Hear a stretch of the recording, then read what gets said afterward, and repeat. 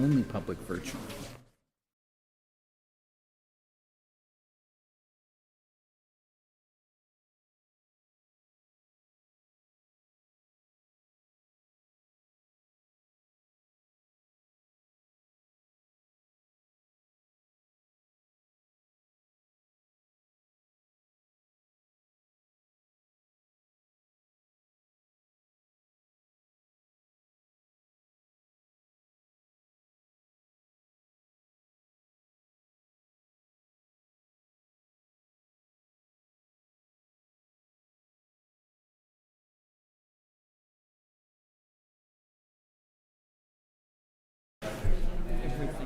All right. Whatever works. Good evening, ladies and gentlemen. It is called to order for the Beverly Planning Board meeting of Tuesday, August 16th, 2022. Hope you're all having a good summer. As it rapidly goes away. Please. Anyway, our first agenda item is a subdivision approval not required plan for the property at 114-1116 Livingston Avenue. The applicant is 7 Porter Terrace LLC. Good evening. This is a pretty straightforward A&R project. Mr. Griffin, even though we all know you, could you officially give us your name and address, please? Ron Griffin, Griffin Engineering, 495 Cabot Street, Beverly. And would you mind speaking into that mic? This one over here? Yes, thank you. Just a general reminder, we're on BevCam tonight, so anybody speaking tonight, as Darlene just said, please make sure you use the microphone. Thank you.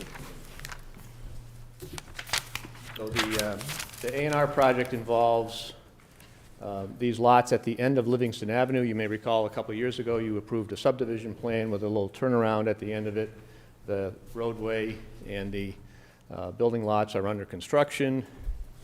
I think about in June of this year, you approved a bond, which the city now holds for completion of the way. And what the owner is now proposing to do is to reduce the size of Lot 2 by creating this Parcel A and conveying the land from Parcel 2 to Parcel 3 here, Lot 3.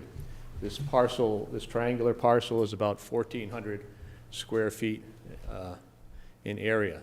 So it makes no change to the frontage on either Lot 2 or Lot 3. And Lot 2 remains a conforming building lot in the R10 zoning district because it has 10,000 square feet of land and 100 feet of frontage. It makes Lot 3 a little bit bigger. It actually brings the area of Lot 3 a little over 10,000 square feet. But Lot 3 is deficient in frontage. And the plan indicates, as the subdivision plan did, that Lot 3 is not a building lot. So it's really just a lot line adjustment. Questions, Mr. Griffin? Mr. Griffin, is this an approval not required, or is this, we have an existing subdivision that we've approved that's undergoing a project right now?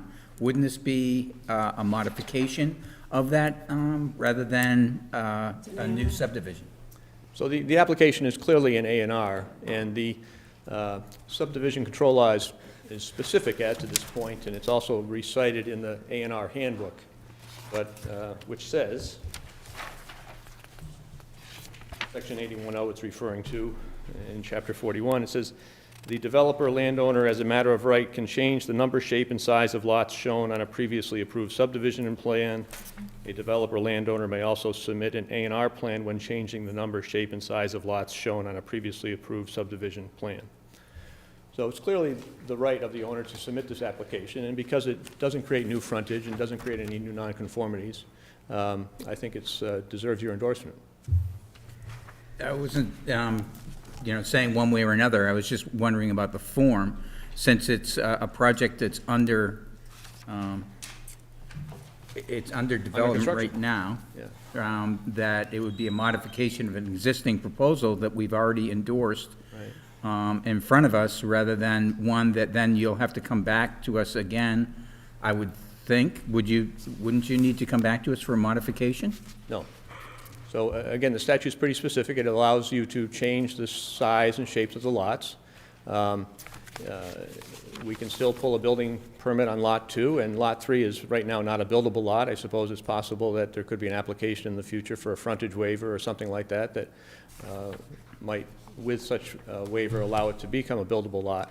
But really, Lot 2 is presently a buildable lot. It will continue to be a buildable lot after endorsement of the A&R plan. I would point out that this statute is also specific, or the A&R handbook, excuse me, is specific as to the status of a subdivision that's under construction. And it basically says the planning board, if it's holding a bond or security to ensure completion of the subdivision, then A&R endorsement is entitled, and that's the case here. Okay. Ms. Flannery? My question, Mr. Griffin, is why is he doing it? So he anticipates filing an application at some point in the future to make Lot 3 a buildable lot. And obviously, if Lot 3 doesn't require a waiver for area, because it will have over 10,000 square feet of land following this recording of this plan and conveyance, that would be one less thing to overcome in that process. Thank you. You're welcome. Can I ask a question? Please. Derek has a question. Derek, go ahead. I'm trying to remember the discussions that we had when we were considering this.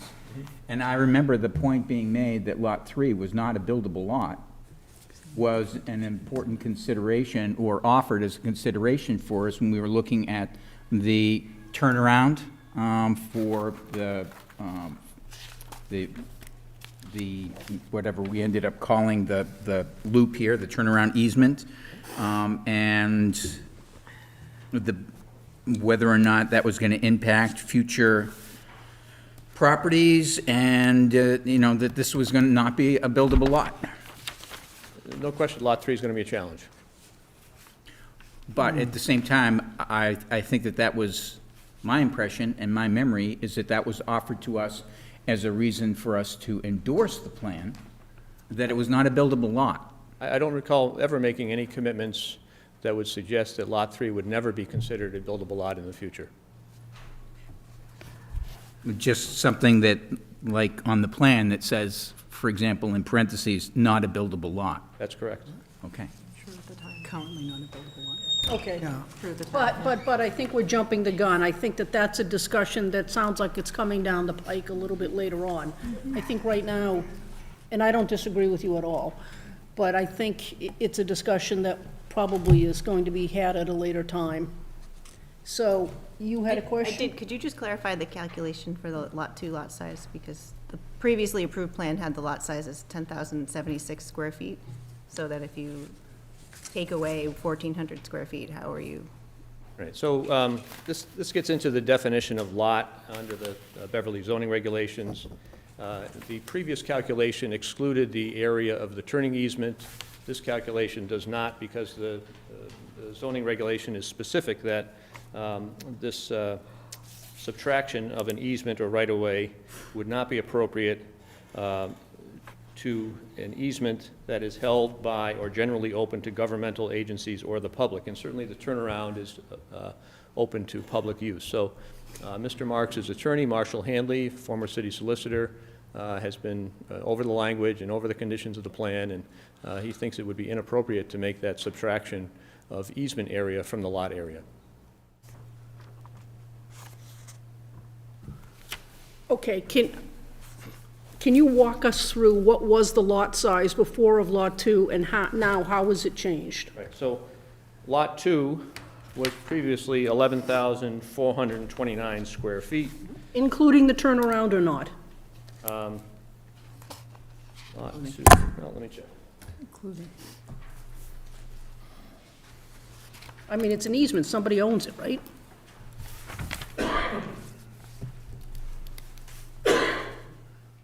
Right, so Lot 2 previously was 11,429. For the total area, there was a subtraction made of 1,355 for the turnaround easement area, leaving a total adjusted area of 10,074 square feet.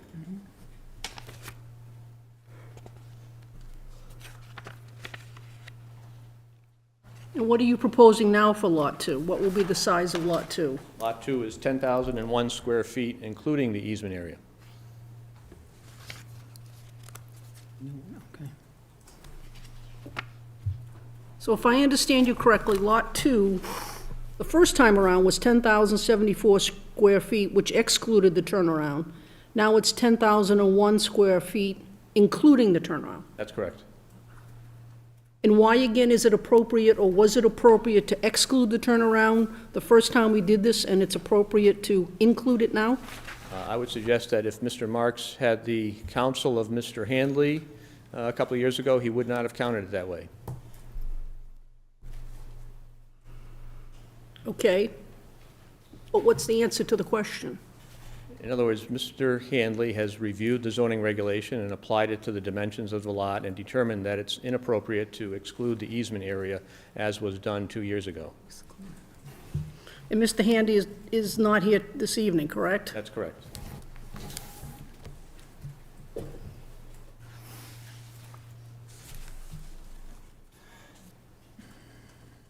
So just checking the math, that's 1,428 feet is parcel A, which is what's on the plan. That's correct. We take that out of 11,429, we're left with 10,001.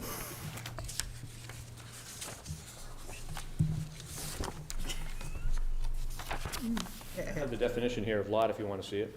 It's right, it's in their staff report. Yeah. I mean, it is a private way, so it's not a public way, and I think that's why we had incorporated it before.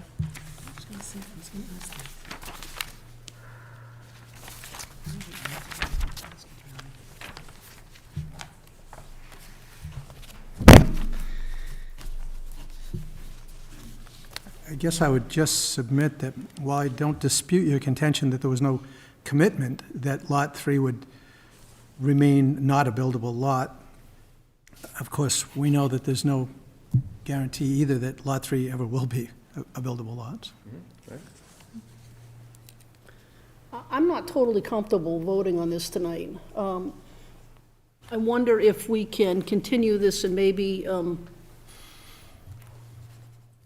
Mr. Hanley can come in and speak to us about this, and maybe we can have the opportunity to also discuss with our own city council lawyer, city solicitor, on the matter. I would welcome that Concur, also. concur, Madam Chair. And that's specific to the issue of the easement area, whether or not it should be included in the lot area. Is there any other issues that we need to worry I about? would suggest that the issue raised by my colleague, Mr. Beckwith, also with respect to your interpretation of the A&R handbook and that statutory language, might also be the best addressed. Okay. Do we need a motion to continue this to our next meeting? I would I would think so. make them, Which is when? September September, hold on, now. 16th. September 6th. Holy September 13th.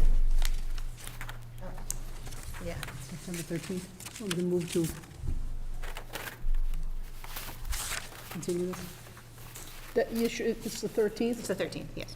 Yeah, I would welcome a motion on that, please. Madam Chair? Yes. I'll move to continue the subdivision approval not required plan for 114 and 116 Livingston Avenue to Tuesday, September 13th. Second that motion. Okay, all in favor? All opposed? Motion passes. Thank you very much. Thank you.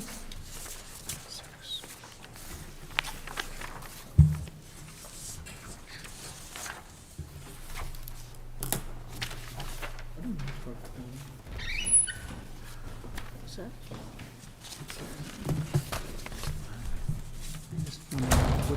What we need for a quorum at this point. I'm just wondering what we need for a quorum at this point. We have 6, right? We're good. Okay, I'd welcome a motion to recess for public hearings, please. So moved. Ooh, tie goes to the runner. I'll give this one to Derek. Ms. Flannery, do you want to second that, please? Second. All right, all in favor? All opposed? Motion passes. We are now in public hearing. Our first public hearing is the continued public hearing for site plan review number 154-22 and inclusionary housing number 20-22 for the property at 218-224 Cabot Street and 18 Federal Street. The applicant is Leggett McCall Properties, and they are represented by Attorney Miranda Samasco. Good evening, members of the board. Miranda Samasco from Glovsky & Glovsky on behalf of Leggett McCall Properties. We have with us this evening representatives of the owner as well as SV Design.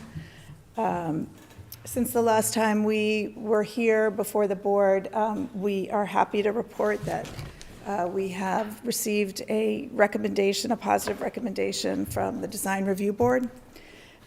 We have also received a determination from the Historic District Commission that the rear of this building is not preferably preserved, and therefore no demolition delay is to be imposed.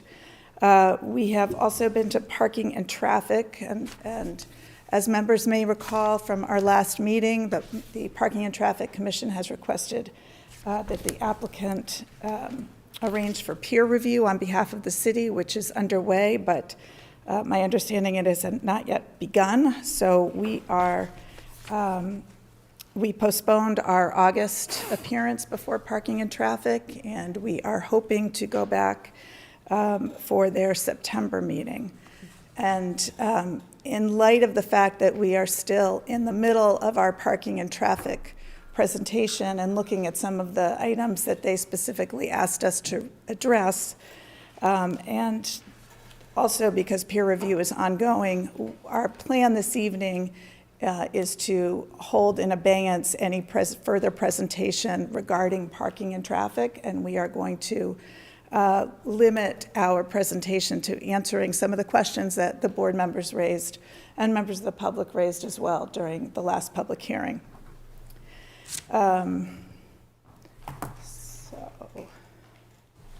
No, Darlene, I believe you have to control. So if you don't mind the first slide. Just to refresh everybody about the project site, a reminder that it includes two different sites, the main site fronting on Cabot Street, also with frontage on Federal and Chapman, as well as the small parking lot across the street. Next, please. And a general layout of the building footprint on the site. So members will recall that the majority of the ground floor is used for parking garage, and then the commercial space along the Cabot Street frontage, about 5,500 square feet, is reserved for commercial units. There will be 5 stories in all, 4 stories of housing over the garage. Majority of the ground floor. I didn't do that. I'm glad I'm not the only person that has technical difficulties. Challenges. So that's just quickly a refresher on the floor plan. I think we can go to the next slide, please. The summary is the project includes the 2 lots, total of 1.46 acres. You will recall from the last meeting that we started with our filing of 113 units, but proposed at the last meeting, and we would respectfully ask or respectfully present that we are intending to do this as well. We would like to reduce the total residential units to 112, and in lieu of that lost unit, we would provide 4 artist studios on the second floor to make up some of the lost artist studio space in this building. As I said, the building's going to be 5 stories, 4 plus the parking podium, 5,000 square feet. We'll have 153 residential parking spaces in total. 124 of those are in the garage, and the balance are on the adjacent lot. We explained the last time that this building, as designed, will have an extremely high level of sustainability. We will be preserving the existing historic building, and that the project has been designed in accordance with the city's zoning ordinance. Next, please.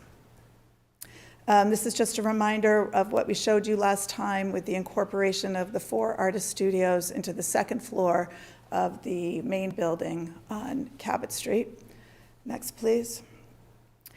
So one of the buckets of questions that we came away with from the last meeting was to do a better job describing what exists now in the building compared to what we are proposing. So this specifically is dealing with the artist studio spaces. And to clarify what presently exists, there are a total of 15 studio spaces. 11 of those are currently rented to artists, and we have rents generally range from between $325 and $425 a month for those spaces, and the sizes range from 240 square feet to about 665 square feet. So as you can see, what's being proposed is comparable to what already exists and is building in terms of size for each unit. So we are sticking close to that original design. And then the rest of the second floor would be the residential apartments. And then the next slide, please. We were also asked to provide some more information regarding the commercial space that exists compared to what is proposed. And this over here shows really the breakdown of what currently exists. So Bonefish Harry's, the current restaurant, is about 3,025 square feet of space. Rent-A-Center, about 3,083 square feet of space. And Family Dollar, about 10,942 square feet of space, for a total of 17,060 square feet of existing commercial space. When the project is complete, that 17,000 square feet will go down to approximately 5,100 square feet. What we have shown on the plans, again, I'd like to emphasize that there are no tenants that have yet been selected. But what we're showing is retail space of about 2,200 square feet and restaurant space of about 2,900 square feet, plus, my eyesight is not that good, about 1,100 square feet of patio space in the back here that would be used for a restaurant patio comparable to what is there now in back of Bonefish Harry's. So these questions came up in two respects. One was just understanding, I think, some of the parking arguments, because we made the point, and the traffic expert made the point, that what currently exists, if you compare the square footage, 17,000 square feet of commercial space to 5,000 square feet of commercial space, that accounts for some of the reduction in the parking that we explained as part of the formula, because obviously the parking requirements for 17,000 square feet are significantly more under current zoning than the 5,160 square feet would be for current zoning. The other reason that this came up and the questions really went to community concern and board members' concern about losing the Family Dollar and the grocery space and the size of that space. And while the applicant does not intend to lease the space to Family Dollar, we certainly would be open to a grocery or market and to reconfiguring the restaurant space to provide something bigger if a tenant were to actually express interest in this space. So we're not making a commitment, but I'm suggesting that there is flexibility to address that demand if, in fact, it proves itself. The next slide, we thought it important to highlight the number of food markets that are actually within less than a mile of the site, starting with the actual grocery store, Stop and Shop, which is about 0.8 miles from our site. There's One Stop Market, Gloria Food Store, Walgreens, One Stop Market, CVS, and of course, a very comparable market here, the Dollar Tree store, which is 0.7 miles away. All of these stores, with the exception of Stop and Shop, none of these stores offer fresh groceries, if you will, vegetables, fruit, But they all do offer convenience foods, such comparable to what is provided at Family Dollar. Should also point out that a lot of these sites are on the MBTA bus line. Family Dollar is on the Cabot Street bus line, as is One Stop Market and the Dollar Tree. And there is also a bus that goes down Elliott Street to the Cummings Center that brings you within walking distance, easy walking distance to Stop and Shop. Next, please. I think the another bucket of concerns was really the height of this building, the mass of this building being out of step with what exists on Cabot Street.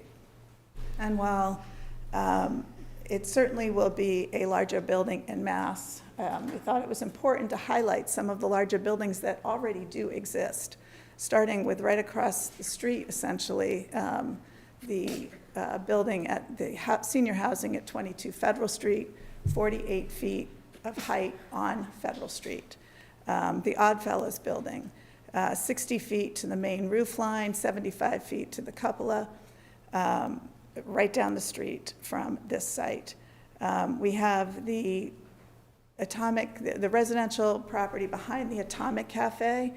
That building, like ours, proposes to hold the height at Cabot Street to, that building was 35 feet. Ours is actually going to be 30 feet. And then constructed in the rear, a taller building. That one was at 47 feet compared to 54 feet, almost 55 feet for this building.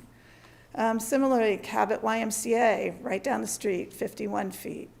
St. Mary's School certainly is not of the same height, but it is a similarly massed building right across the street. So while we, I am sensitive to those concerns, and I think that members of the team are as well, but we also would point out to the existing context that makes that building scale and height, we feel appropriate. And Can I interrupt moreover- you for just a moment? Because I can only speak for me. I know I raised, obviously, concerns about the mass of the building. My concern was less about the presence of Cabot Street and more of what appears to be the creeping nature into the neighborhoods that are marked by two-family, single-family, the occasional three-family. That was my concern, that I worry about establishing a precedent that was starting to, as I said, creep back into what at least I think is pretty special area, that those side streets between Cabot and Rantoul Street, where there's so much history and so many historical houses and capture the real character of a neighborhood. That's where my concern was. And I would just point out that one of the ways we tried to, I think this building, 22 Federal Street, is further into the neighborhood I than agree we with are. And St. Mary's is comparably into the neighborhood. So I St. don't. Mary's is basically 2 stories. I'm not trying to argue with you, Attorney Spasco, I'm not. It's I'm not just, either. it's just a concern, that's all. I understand what you're Understood. And I guess that's an appropriate place to say that while board members of the public can certainly have strong opinions and reasonable opinions about what is and is not appropriate in terms of size and dimensions and massing of buildings, I would point out that the zoning ordinance has been in place for decades that allows this building. We've been through 2 master plan sessions with those same regulations on the books. And this developer is designing according to those regulations. I think the next bucket of concerns had to do with affordability and the affordable housing. And Addie Grady, principal of Leggett McCall, is going to speak to that. Is there another slide? Or There should be another slide, yes.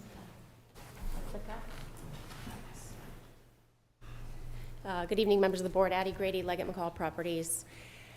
We had a number of questions and comments around affordability the last time we were here, and we wanted to provide as much clarity as we could on what we were proposing, as well as an alternative that we could explore with the support of the board and the community. could you just pull the mic closer to you? Okay, sorry.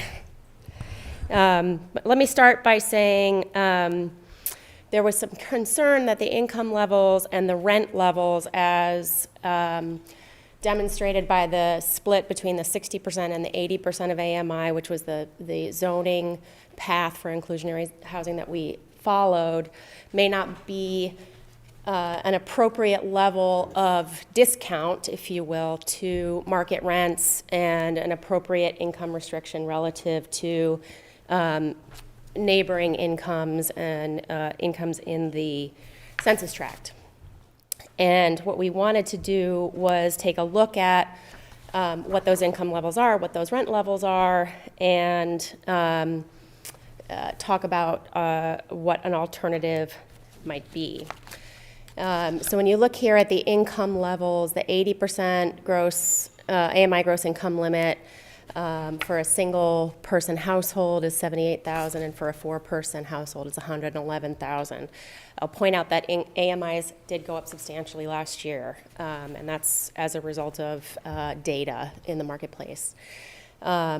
We put an X there because we recognize that that 60% level seems a little bit more like an appropriate level or a true discount to what a market rate renter could afford.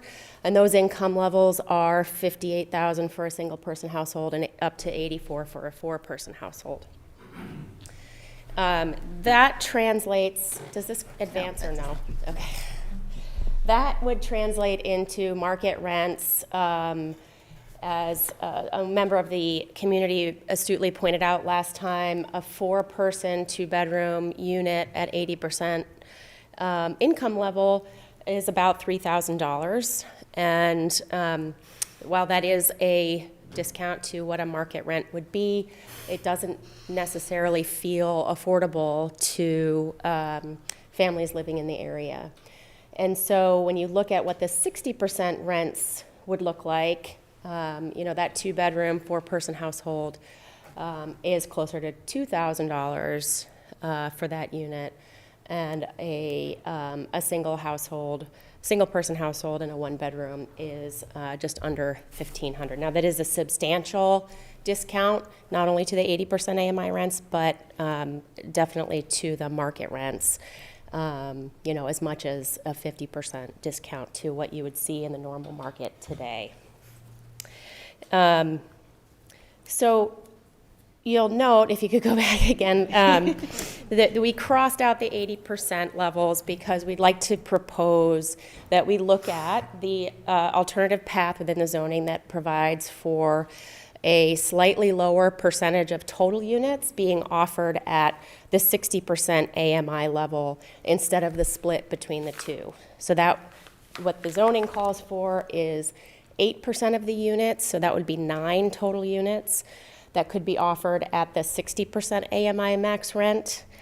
And that is a substantial impact to the project, given the very much lower rents and the not substantially fewer number of units that makes up for that. And I think it's important to remember that because a project like this is not subsidized with any housing subsidies, there's no low-income housing tax credits here, there's no vouchers, there's no sources from public housing authorities. Really, it's the market rate units that subsidize the affordable units.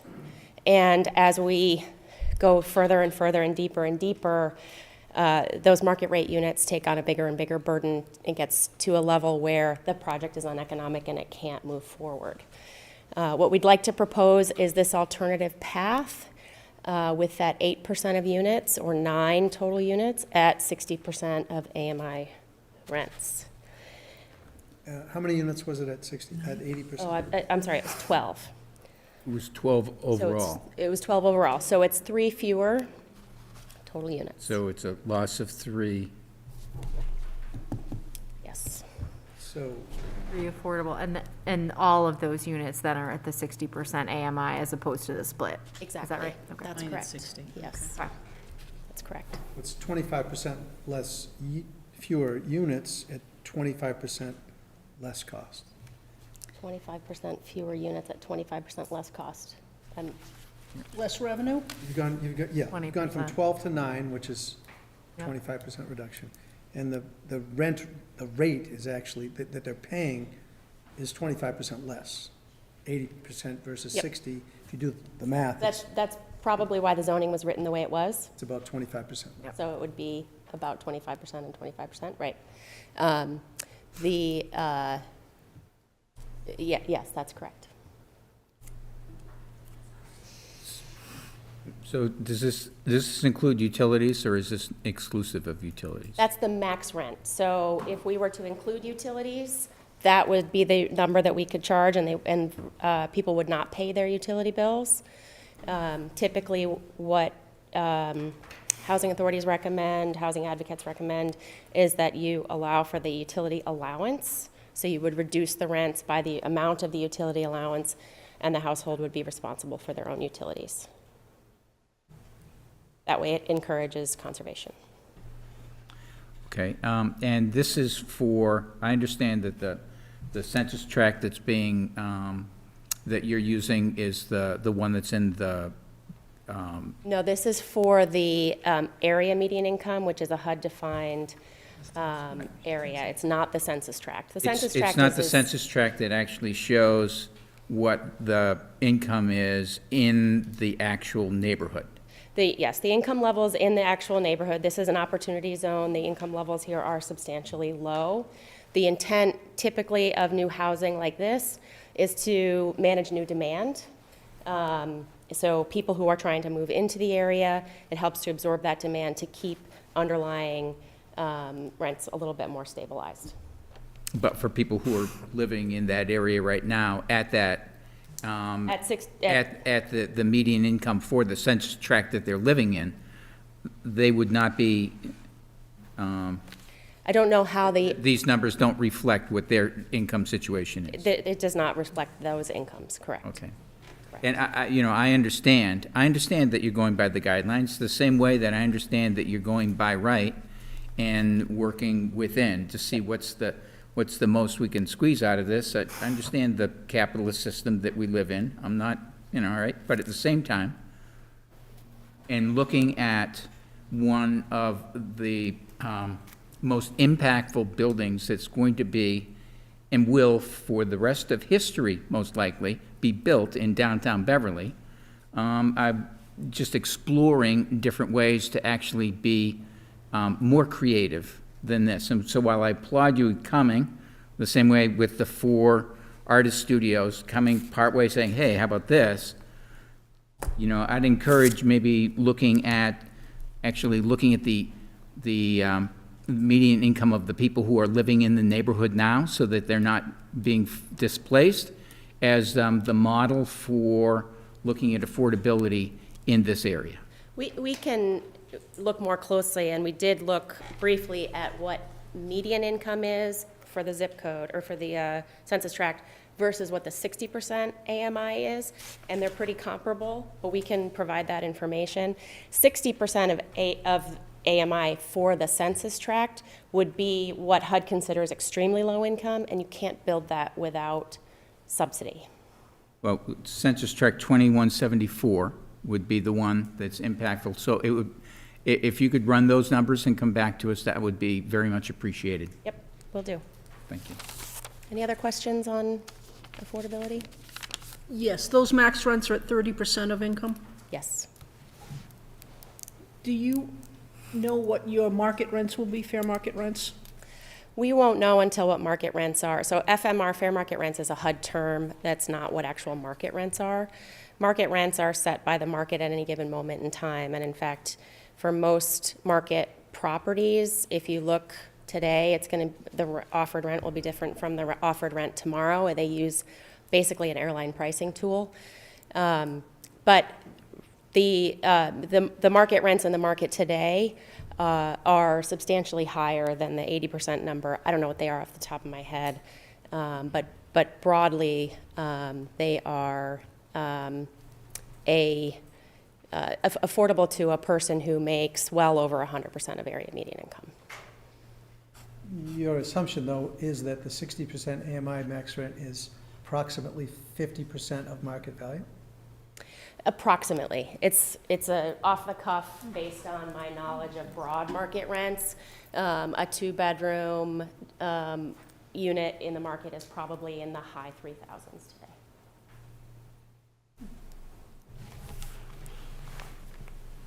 So, What? Did you have a question for me? No, Okay.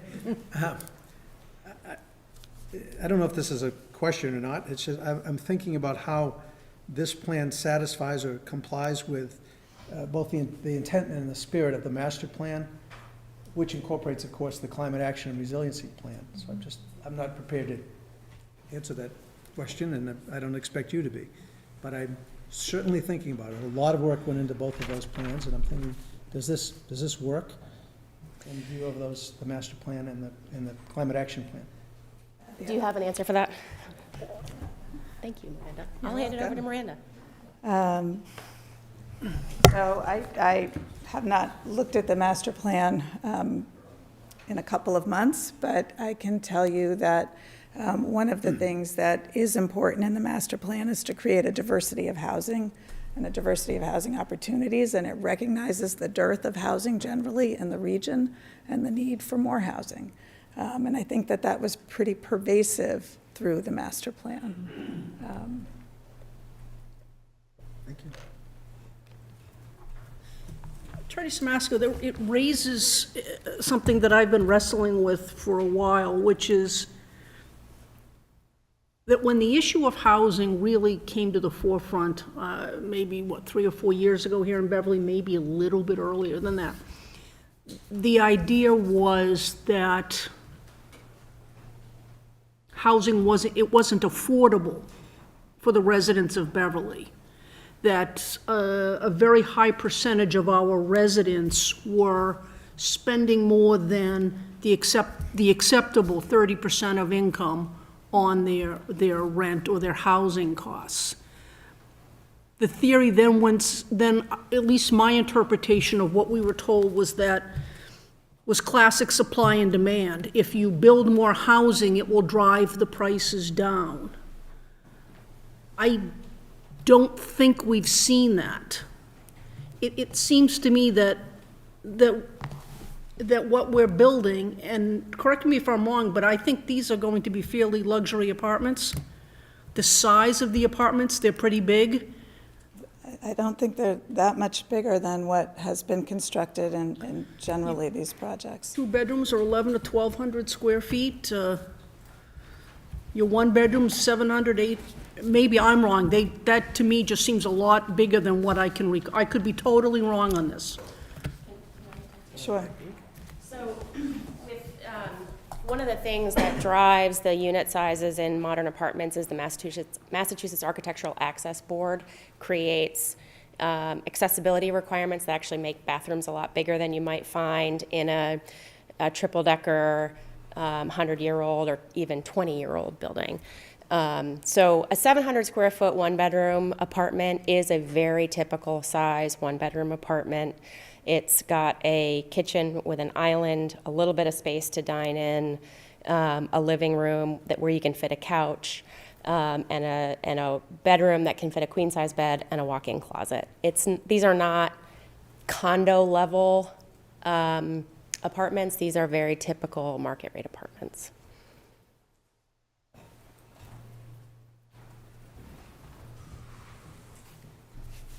But I guess, and I know it's nothing that, I'm coming around to the idea that we can't solve the housing issue by building more housing, because unless somebody has data, and I think the assessors might be the only people who have the data, because they generally collect it from all of their commercial businesses in cities, and in Beverly. But I think it's a public policy question. And I remember a couple of years ago when we were talking, I think, about one of the other apartment buildings. It was 2/3 of the new residents in that building were people who had come to Beverly, and 1/3 were Beverly people who had moved there. We keep saying we need more housing, but I think we're missing an adjective there, which is we need more affordable housing. And what we're driving here isn't affordable housing. We're driving more expensive housing that's certainly bringing more people into Beverly, but I'm not convinced it's doing anything to help us resolve the issue of the affordability, the central issue that sort of started this whole ball rolling 4 or 5 years ago. Can I attempt to? Please. Because I very much appreciate the sentiment. I think Beverly is as somebody who has been fortunate to work on a number of affordable housing projects in Beverly that are going on right now. I think this community does a wonderful job of making room for all sorts of housing, including, we've done a good job making room for subsidized affordable housing that is actually at the rent levels that members of the public and this board associate with affordable housing, and that's the deeply subsidized rents that are 30% and 50% of AMI. I think there are two, that is certainly one way to think about it. I think that the inclusionary zoning ordinance, which was enacted in 2007, took a different tact, which was not to necessarily regulate what is affordable and how to make demand and supply work to produce affordable housing. What it said is, when we build new housing, we want to make sure that a certain percentage of it is permanently restricted. So folks are looking at the rents, but I think the other piece of this is that these units, and I looked at the numbers, all the projects on Rantoul Street that another client, Beverly Crossing, has been associated with, there have been 100 permanently affordable units created. So I think that it's important to understand the impact is, yes, right now, but the impact is also going forward, that there is a supply of permanently restricted units. And so I think that will be important over time. And I think that's the way that the inclusionary zoning was set up, was to provide affordability in that fashion. I think there are absolutely good policy discussions to be had about how to promote and preserve, naturally occurring affordable housing in our communities. Affordable housing that's already there at a size, at a size that is what we see in our neighborhoods, 2 and 3 family homes and smaller infill development. That's a great discussion.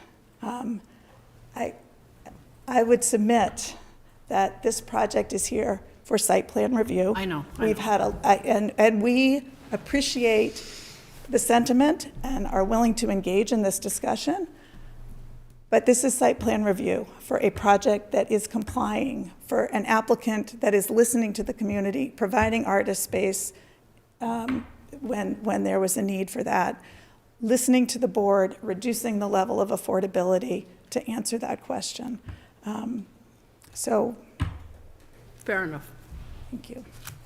And just because you're asking a policy question and I am the planning director, I just feel like it is a discussion that we are continuously having, but the solution for the housing problem is a multifaceted solution, and it includes supply, it includes supply of specifically affordable housing, it includes other tools. And if we look at the housing plan, there are a number of strategies that try to tackle it from different ways, which, we are slowly working on and trying to crack those nuts in different ways.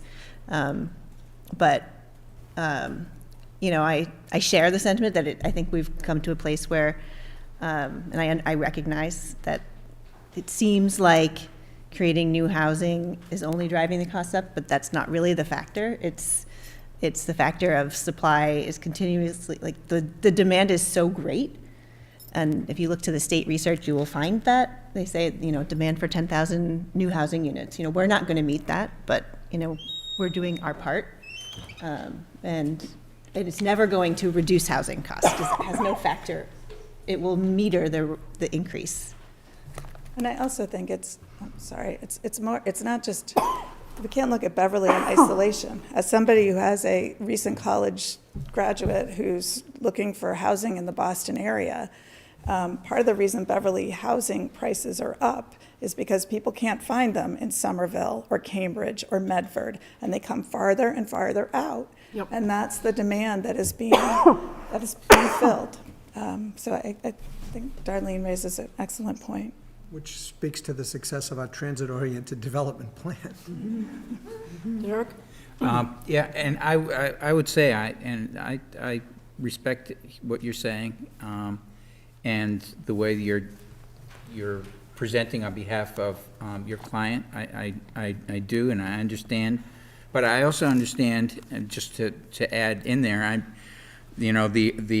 as I understand it, the offer you have to switch from the legal requirement that you provide 12 affordable units at 80 and 60, or the alternative is to do 8% or 9 units, you're following the mandates that are in the law.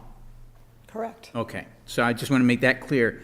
So, yeah, I understand that, but that also means it's not an altruistic thing.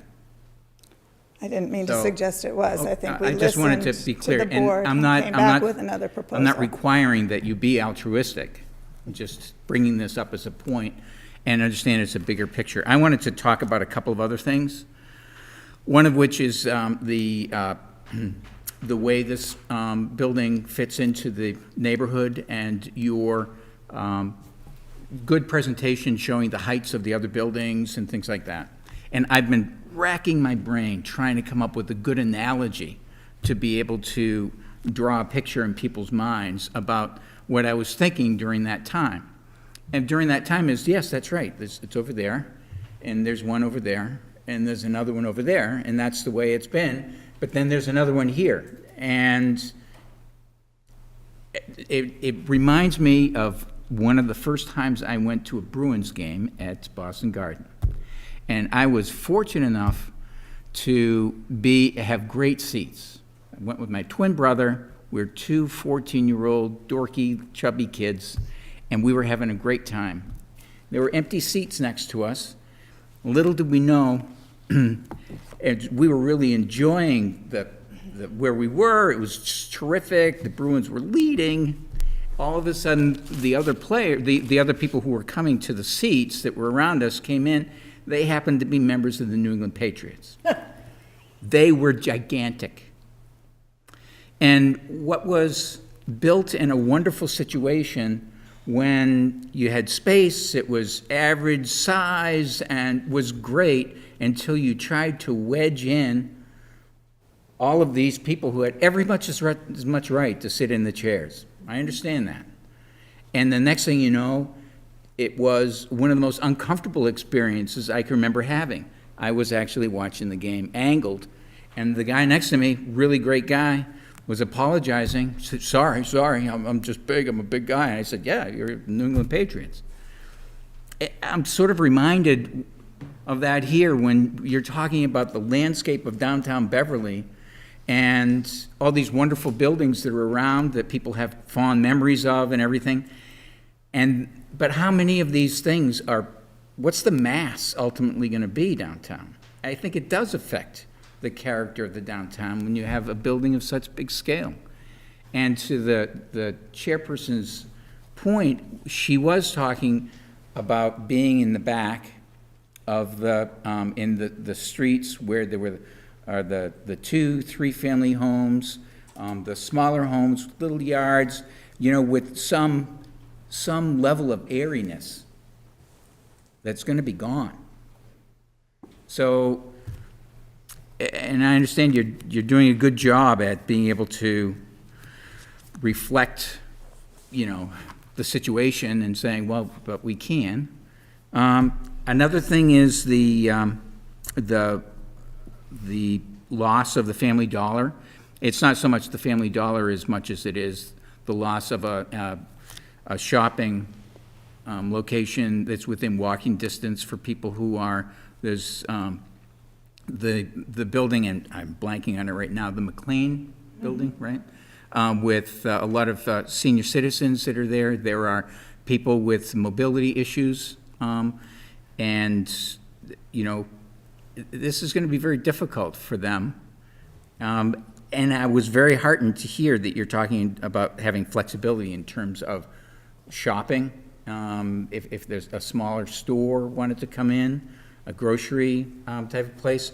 My question is whether or not it's magically, knock, knock, knock, someone's going to just knock on the door, or whether or not there's going to be any sort of outreach or advertising or something that can be done to put the word out to, in the grocery industry around, that this availability would be there. Because I think that there's a lot of demand that I see from talking to people, but also all the letters that have come in from students, senior citizens, the people who live right down there. So, and I'll be quiet. I'm sorry, board, for talking so long. So I'd like to hear about that. I'm sorry. I think that this team has met with Beverly Main Streets, for example, and committed to working in cooperation with Main Streets to outreach to local businesses to fill these storefronts. That's been the goal here of the developer. We can certainly, I think that there can be an effort to do that for groceries. I mean, I think, I want to be honest, part of the issue is going to be finding something that's appropriately scaled. And I can tell you from my own experience, somebody who works right off of Cabot Street, having seen multiple locations over the years try to be groceries, and they haven't worked. So I think, we've talked about it. I think there's a commitment to be flexible and to find the right business. But I would also say that experience shows that can be difficult.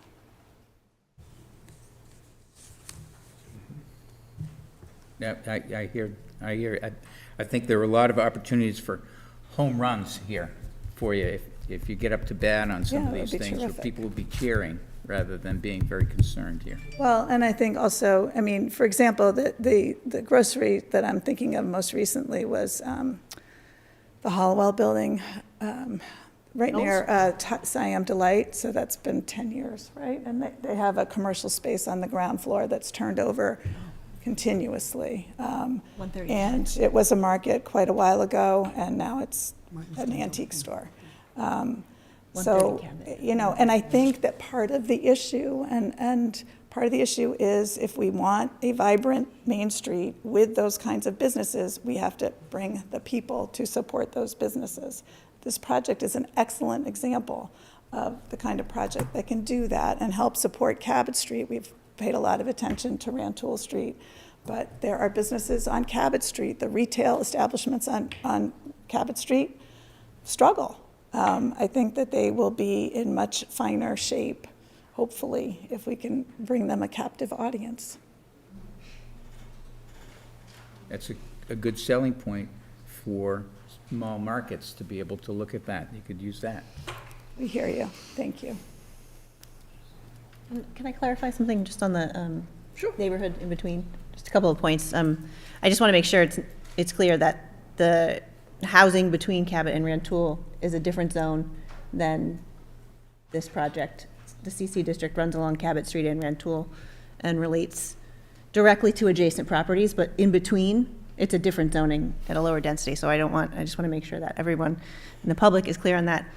And also just point out that the city is kicking off a grant to do a neighborhood historic survey of that area. So that's, we recognize the importance of that housing stock. And I guess the third point is it will be before the planning board and council, hopefully in the fall, with new design standards that might influence what Cabot and Rantoul look like, what the CC district looks like in the future. Sarah? I was just going to mention, I think some of the comments that stuck with me from last month had to do with sort of asking the team to think about what are the reasons that people move to Beverly, and sort of how are we using the space in the building. People come to Beverly because we have a lot of public spaces that everyone uses and appreciates. That's why we all love living here. There were some comments sort of about the way space is used in the building, the number of amenities in the building that are privately used in a neighborhood where people can walk to public spaces. Don't feel like I've heard that directly addressed. I thought those were some of the comments that last month really stuck with me. I was sort of hoping we might see some modifications to the building to maybe further prioritize artist space, given that it's an artist district. So I'm feeling, since we're all sharing our feelings and our sentiments, I'm feeling a little disappointed because I think I just hoped that those comments were sticking with me. Those might be taken a little bit more under consideration with what's in the building and how we're using the space. Thank you, Sarah. Please. Of course. Thank you. I definitely heard that comment as well about the public spaces, and yes, people want to be in Beverly because of the vibrancy of the community, because of the transit access, because of the outdoor spaces they can avail themselves of. And typically, people who, whether you live in a single-family home or you live in an apartment or you live in a condo, you value a little bit of private space outdoors. And especially through the pandemic, that became very, very clear kind of across the country, is that people who didn't have access to private outdoor space really suffered. So the idea behind the outdoor space in particular is that it's the backyard for 112 units, and it's a lot less backyard than you would have for 112 single-family homes. It's a lot less than you would have for 112 divided by 3 triple-deckers. Somebody can do that math in their head. And so that's the idea behind that. The other thing about it is that it's just not at street level, so it's very difficult to access by the public. And so I wanted to let you know that I had been thinking about that and how to respond to it. And I hope that sort of provides a little bit of clarity. Yeah, that's helpful. I think we're losing 10 or 11 studios in an arts district, and so the thought was 4 is appreciated. I think I feel the same way as the others. So glad we're going to have 4. It's still a huge loss for an arts district. Yes, and I apologize for not responding to that as well. We have been talking to other property owners in the downtown area, other organizations in the downtown area about the possibility of identifying alternative spaces where more studio space can be created to serve the artists that currently occupy and utilize and value that space. Yeah, So I'd love to I don't hear have about- any updates on what that answer is yet, but we have been having very active conversations. That's great to hear. We'd love to hear about that when you come back. Any other comments or questions by members of the board? one final one, and that's on the art studios, so thank you for the exploration there. As I did the math, if you, did you say that the artist studio spaces that you're providing so far would rent for $325 to $425 a month? Is that what it was? That's what the existing. That's the existing. So what would these new ones be? The intent is to offer those spaces at rates that are commensurate with what they currently are. I don't think there's any mechanism by which those are restricted through the zoning. We can make commitments to ensure that they are occupied and utilized by people who can afford them. I was just looking at some quick numbers, and I was, if it was, 425 times, whatever. I mean, Equivalent to an additional affordable unit. it's an additional affordable unit, so it's not that far off, actually, from having An additional affordable an unit, additional yes. for. And in fact, I had talked to And looking at the Miranda. math, to be able to dedicate more and looking at what, running the numbers to see what that would be in terms of a contribution to the arts district, for example, or something like that. I don't know, maybe there's something creative that we can look at doing to increase the number of art studios that are affordable. Yeah, we had been talking earlier on, having gotten this feedback, that, is there a way that we can swap? We can say, all right, instead of affordable units, we're going to have the equivalent number of spaces for affordable studios. And that all just would require all kinds of machinations with the zoning, right? And it just doesn't work to swap them. But we are open to, some kind of additional support. Like I said, the financial aspects of, this effectively, by having one additional effective affordable unit, creating 4 studios, that is a drag on the pro forma, and makes it more. It reduces the profitability, to speak to your comments about capitalism. Additional types of subsidies like that just further reduce the profitability and hinder our ability to attract capital to the downtown to invest in project like this. Yeah. How many of the 15 studios are rented currently? 11. So I was just thinking about something, it's probably not workable, but thinking outside the box and saying, okay, that in some sort of agreement with the city, for example, in support of the arts district, that in lieu of a contribution, certain number of units, that you'd be able to come up with a formula and say, we're contributing $2,000 a year or $5,000 a year, and can be taken as a deduction, as a in-kind contribution to the arts district and whatever mechanism the city has. But looking and exploring to find some way to be able to keep it and not take away from the affordable housing units, because they're 2 very important populations in the city. Yeah, we can explore. Thank you. Okay, by a show of hands, this is a public hearing, by a show of hands, how many people wish to speak tonight but not talk about traffic or parking issues with respect to this project? 1, 2, 3, 4. Okay, why don't you all head to the podium and we'll hear these public comments. I'm fairly confident, since we're waiting on peer review of parking and traffic, that this will be continued to our next hearing. And so, obviously, there'll be an opportunity for those of you who wish to address parking and traffic issues at that time. Sir, if you could state your name and address for the record, please. So my name is Mike Mendes. I'm on 4 Chapman Street, which is right on the back side of what this building is.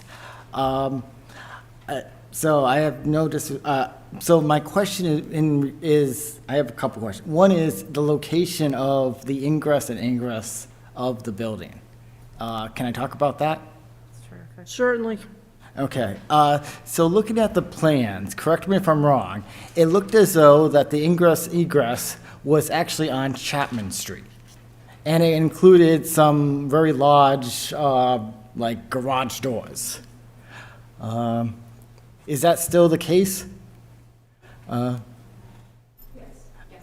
Is it possible to move the ingress egress onto Federal and Bow? Because they're gonna have to go there anyway. Because on Federal Street, you have St. Mary's. And then on Bow Street, you have a couple of stores.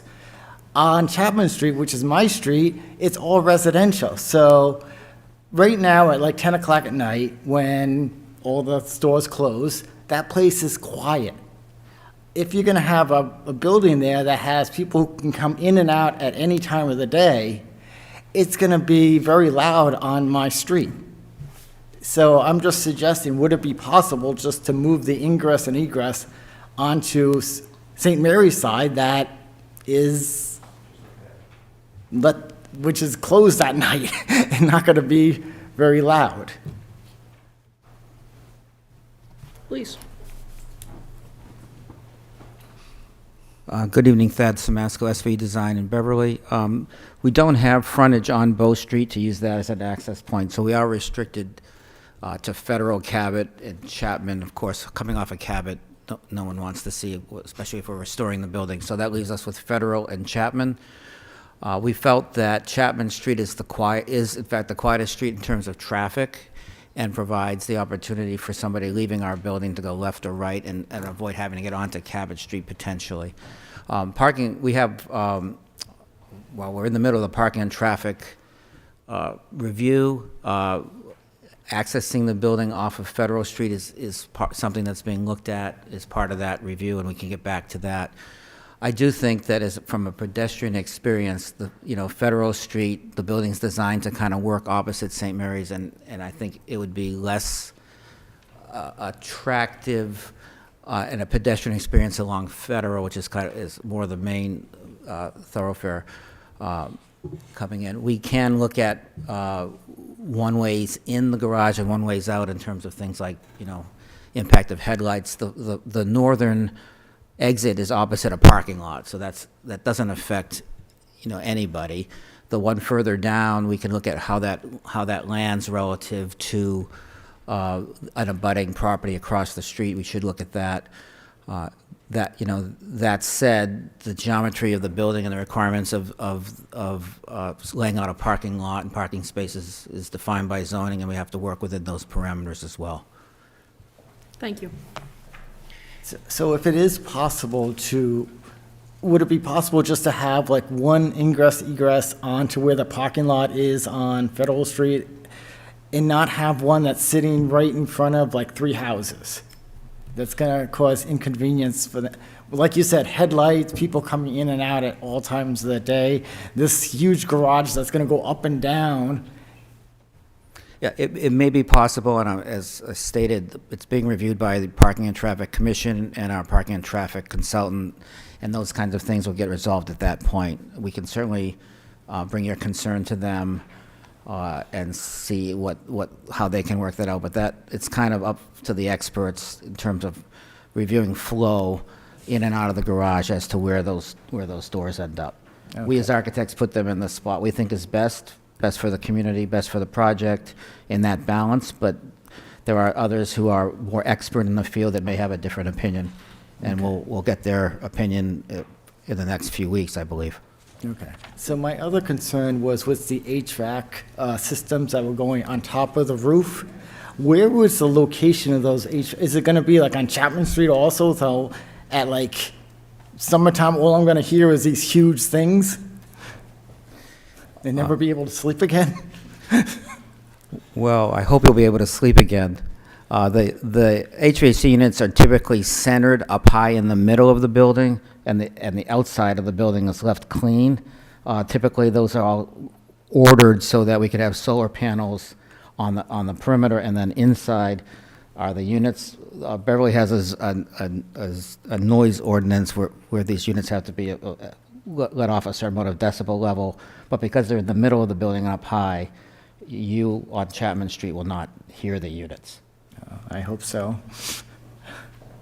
And so the very last one was dealing with like when the construction begins and mice and rats from that area, decide to find a new location? Is there going to be anything to protect them saying, oh, Mike's house is great?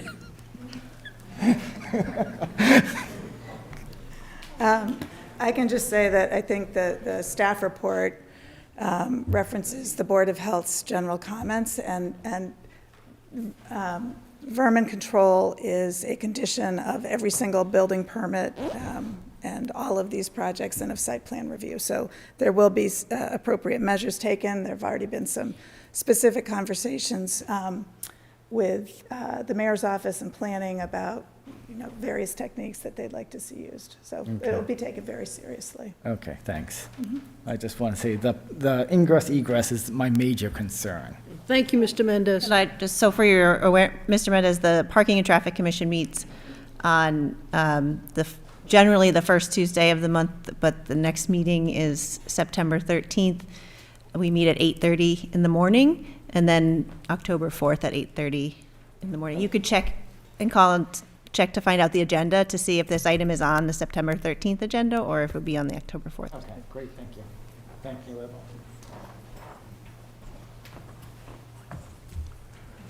Peter Johnson, 677 Hale Street. I applaud the focus to some degree on both the shopping, the market, food market, and the artist space, but I'm disappointed in the degree of enthusiasm put into that by the proponent. I think those are two things that characterize this part of Main Street, the Main Streets program. It's the Beverly Arts District, and it's not the Beverly four-person Arts District. We're trying to make it broader rather than narrower. And second, I may be mistaken, probably am, but I think when Montserrat was seeking access to what is now their main building, part of what was involved in those discussions was not putting in a cafeteria facility. And that was to encourage, this is probably just street myth, but in practice, lots of Montserrat students shop at Family Dollar because it's right there. And it has survived despite markets going in and out over time. Family Dollar has survived pretty well, supplying food for lots of people. So I hope you'll explore that in greater depth. Darlene, could you flip back to the elevation, the proposed, what the building would look like? Not this one? Not that one, but the rendering that was in the original proposal? I don't know if you can find it or Here? not. It is in there, Darlene. Getting close. The front or? No, the one that, well, let me describe it for you in case you can't find it. I call it the Vanishing Viewpoint. It's the one where That one? Well, close. Except there's no context. There's another, I believe there's another one. That's fine. That's good enough for now.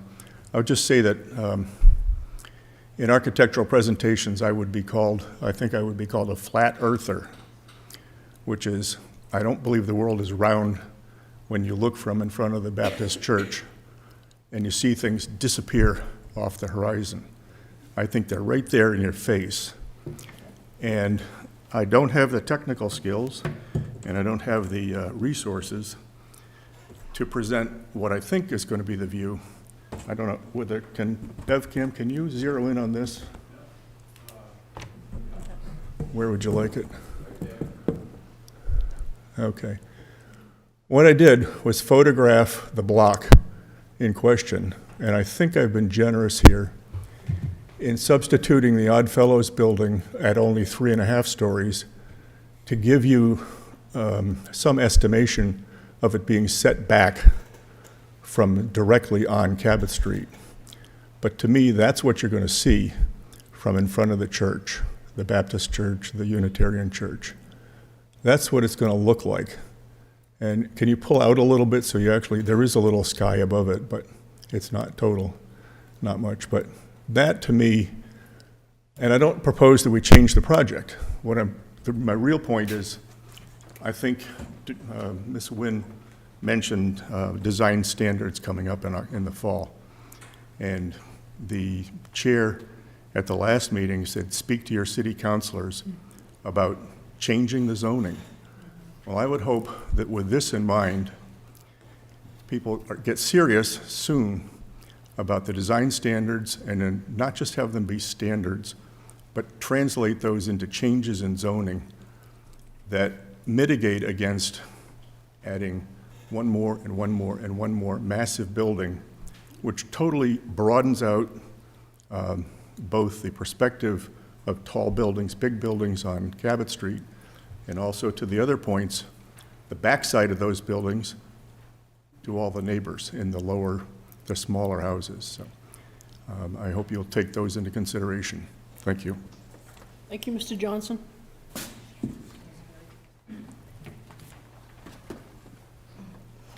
Hi, my name is Melissa Casey, and I live at 16 Chapman Street. I've lived in this neighborhood for over 16 Chapman Street.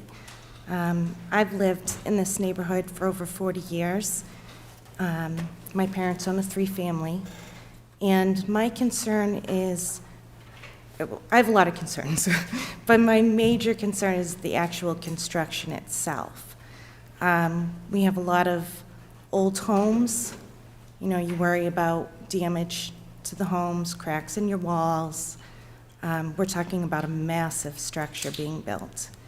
And there's also the concerns about the noise affecting the other businesses, as well as St. Mary's School is now going to become a charter school. So kids are going to be coming from all over to get a really great education, a wonderful experience, and they're going to have to deal with the construction right outside their window, which is going to affect the way, you know, the school buses, everything. But there's also a doggy daycare that's been around for a long time, which is on Bow Street. And I don't know about anyone who owns a pet, but you're not going to want to send your dog to doggy daycare with the construction. So my concern really is about how the construction itself and the noise levels is going to affect the neighborhoods structurally, as well as, you know, giving any kind of value, like the kids' education.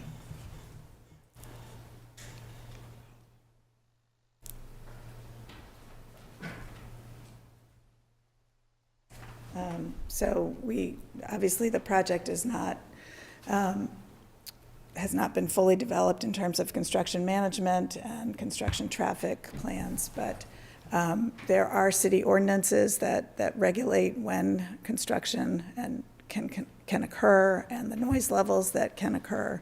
There's no blasting involved with this site, so to the extent there's concern about damage to structures nearby, that is not something that we anticipate. But obviously, like any construction project, they will be subject to the city's ordinances and to whatever construction management plan is put in place.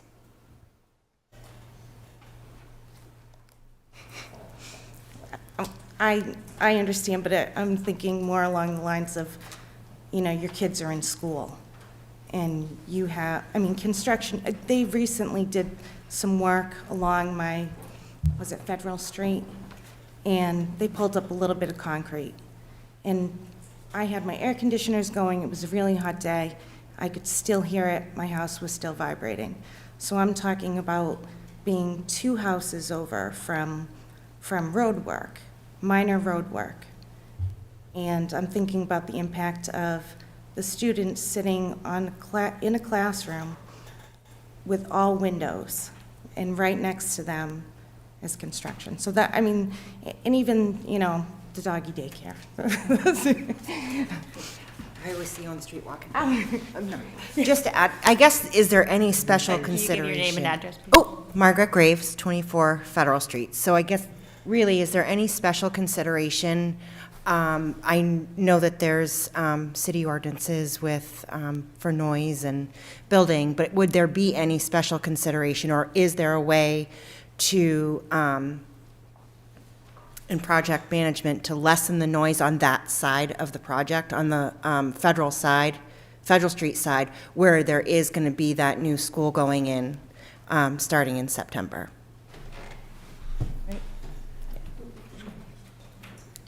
I don't know if there is. So it's a good question about whether or not there's a way to lessen noise on one side versus another. And I think that we can explore options there. It has to do with how trucks access, you know, the sequencing of the construction, and we can look at all of that.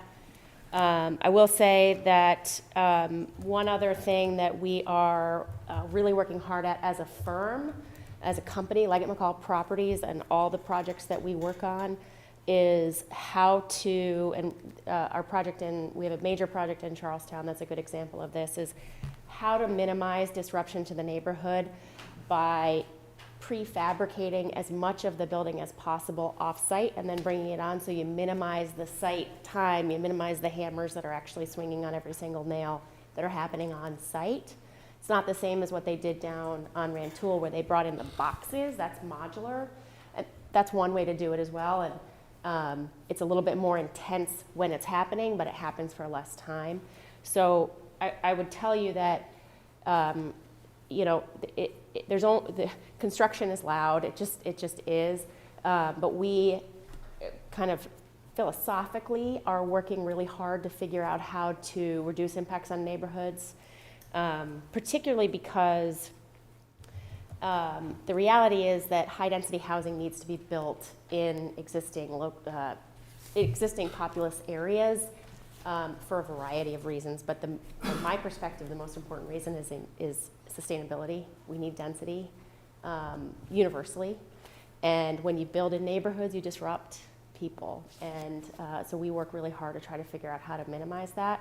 So I guess what I would say is that we will look really closely at what we can do to, considering the fact that there is this school that will be created next door,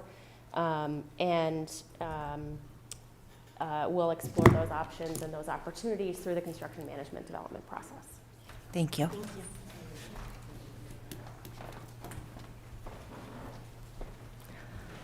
Hello, my name is Sylvia Berger. I reside at 23 Vestry Street in Beverly.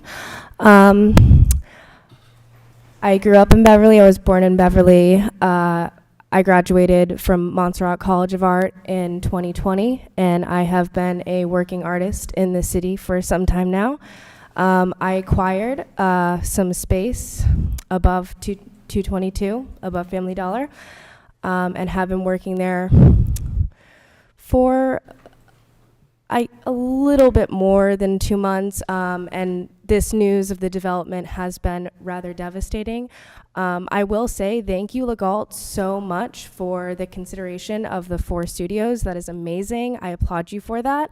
However, unfortunately, I will say it again, it is still not enough.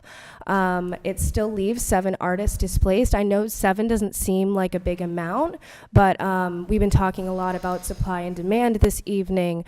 There is a huge demand for studio space in the Beverly Arts District. The only other building is Porter Mills. The wait list for that building is about 3 years. And so I was so just absolutely graced to be able to rent out space in downtown Beverly and kind of just live out my dream as a working artist in this town.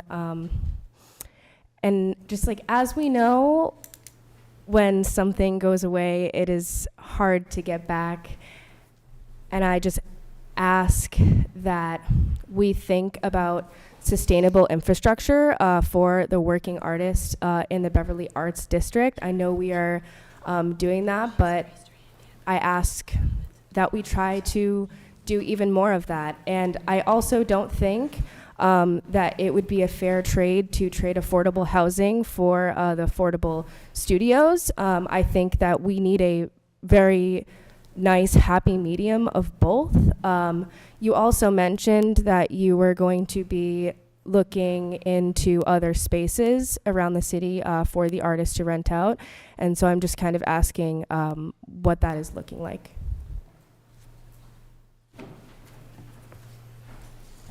Unfortunately, I really can't add more than what I've already said about we're talking to folks, trying to explore places that, you know, property owners and organizations that may have space that they never would have thought could be utilized in such a way. to try to find alternatives. And, you know, maybe we find a way to do even more than what is being displaced.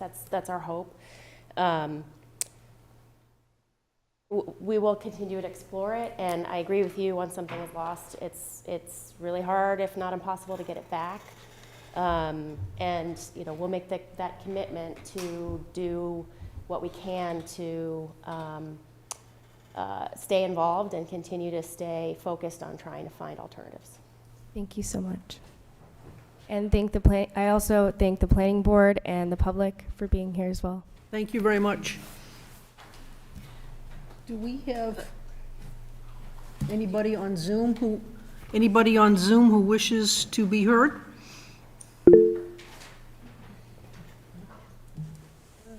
Okay. Ashley. Okay, Ashley, could you state your name and your address for the record, please, and then... Unmute, too. And unmute herself. And unmute yourself, thank you. I can't see that far. Hi.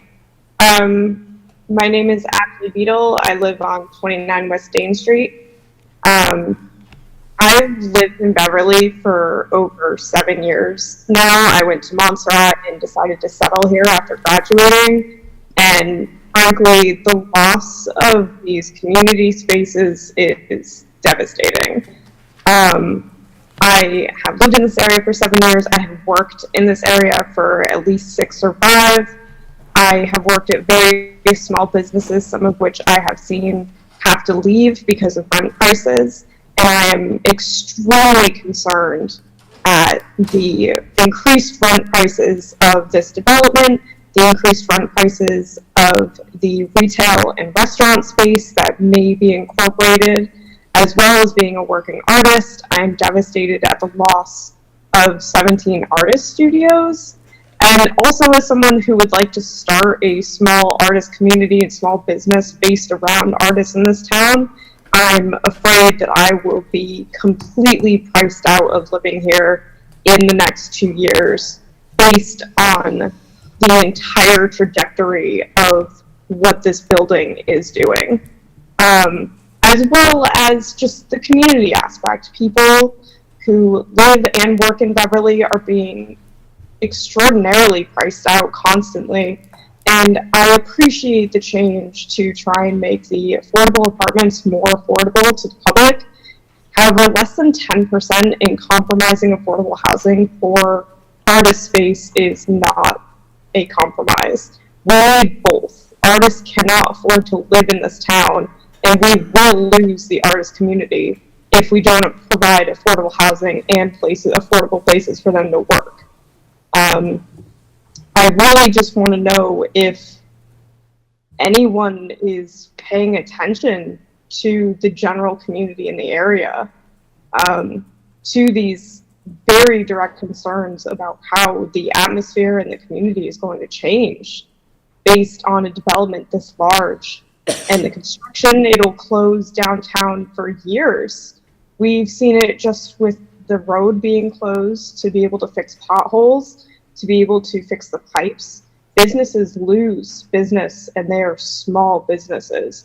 They can't afford to stay if no one is able to walk to their shops, if no one is able to park somewhere and drive to their shops.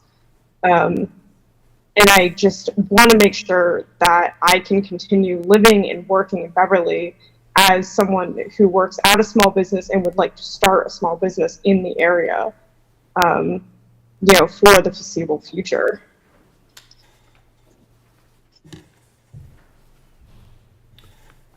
Thank you, Ashley. Does anybody from your team care to respond? I mean, I think, I will say this, I think that the applicant and the team has expressed their understanding of the importance of the artist studios to the city, and obviously by their willingness to offer 4 studios.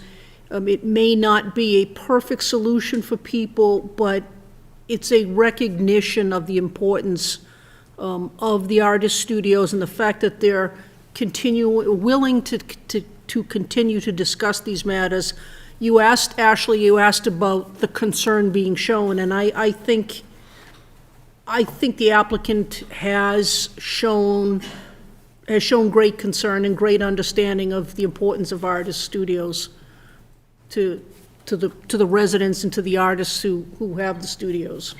And we hope that maybe we'll continue to work and see if we can come up with maybe more solutions to the problem. Is there anybody else who cares to speak that's on, I said Zoom, but I guess it's Google Meet, same thing.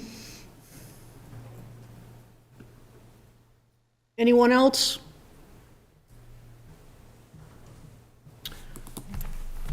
Okay, do we anticipate, let me ask the applicant, would it be your wish to have this continue to our next meeting, which is the 13th?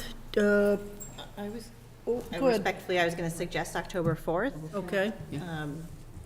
But I'm open, I mean, the Parking and Traffic Commission meets September 13th, as does the Planning Board. That night, yep. That is just shy of 4 weeks.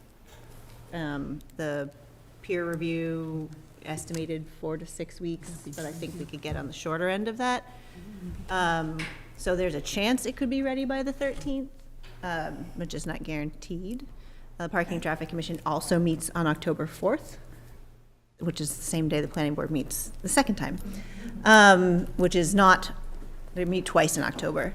I think we could do it either way, but that was, knowing that we have 4 other public hearings, or 3 other public hearings to schedule. I do think it makes sense to go October 4th. The other option is the Planning Board could schedule a special meeting. Well, and might another option be that we keep it on the agenda and make the determination. I believe people have been signing in with their email addresses for the meeting, so if we can keep it on the agenda, see where we come out. We are looking at a schedule that is jam-packed. I know your meetings are jam-packed, but we're also looking at a situation where we have 2 months of Parking and Traffic and Planning Board meeting at the same time. So I just would like to stay in the queue as much as possible to keep moving this along, if the board agrees. The only concern I have is that and it happens, I guess it happens whether we continue this to the 13th or the 4th, is that Parking and Traffic meets that morning. It doesn't give Planning Board members any time at all to review what they've decided or what they're recommending. That's my concern. My hope would be that perhaps they could consider the peer review on the 13th. That would give them time to make a recommendation, give us time to review it, and then we'd be ready to meet up with you again on the 4th. Yeah, and I guess to follow up on that, I would just respectfully request, I think that the 4 to 6 weeks for the peer review is a fairly generous review time. I know folks are busy, but maybe the peer review could be expedited in some fashion so that we actually are able to be on the Parking and Traffic September 13th agenda. I know that's not within the board's control, but maybe the request can be made on behalf of the planning department. Oh, yeah, that will definitely be that would be helpful. Encouraged. Whether or not, that still has the planning board meeting the same afternoon because of the Labor Day holiday. Understood, and I'm feeling the preference to continue it to the October meeting, and I think that's what we'll do. I would just ask that we try to keep the peer review moving in the interim, since it seems to be, we're in limbo. Okay. All right, so I guess I would welcome a motion to continue this public hearing until our October 4th meeting. So moved. Second, by Ms. Flannery. Discussion on the motion? All in favor? All opposed? Motion passes. We're back on October 4th for this project. Thank you, everyone. Thank you.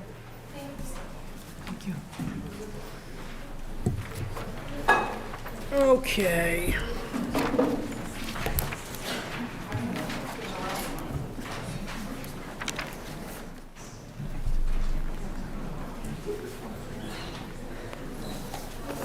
Federal Street, Dunham.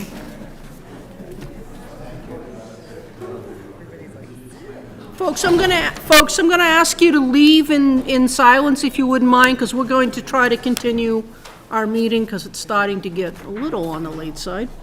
Our next agenda item is public hearing, the waiver of frontage and subdivision plan for 17 Jordan Street. The applicant is James Clarizia. He's represented by attorney Tom Alexander, and I believe I have to ask you to night, read the Mr. public Vincent. notice. I'm sorry. Folks, can you please leave? I'm sorry. take your I conversations didn't say it like that, but. outside? Thank you. Would you continue your meeting outside? Thank you. Yes.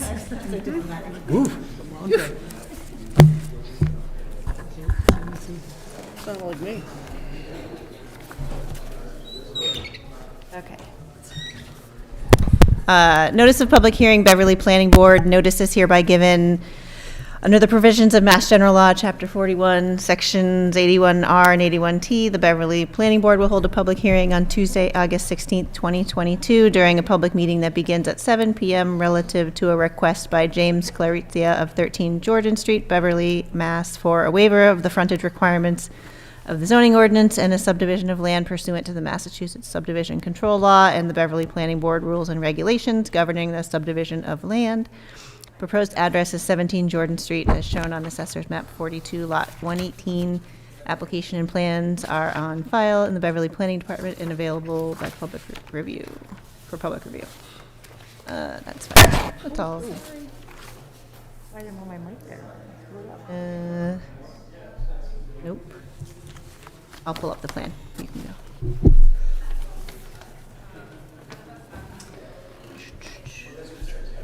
Share it first.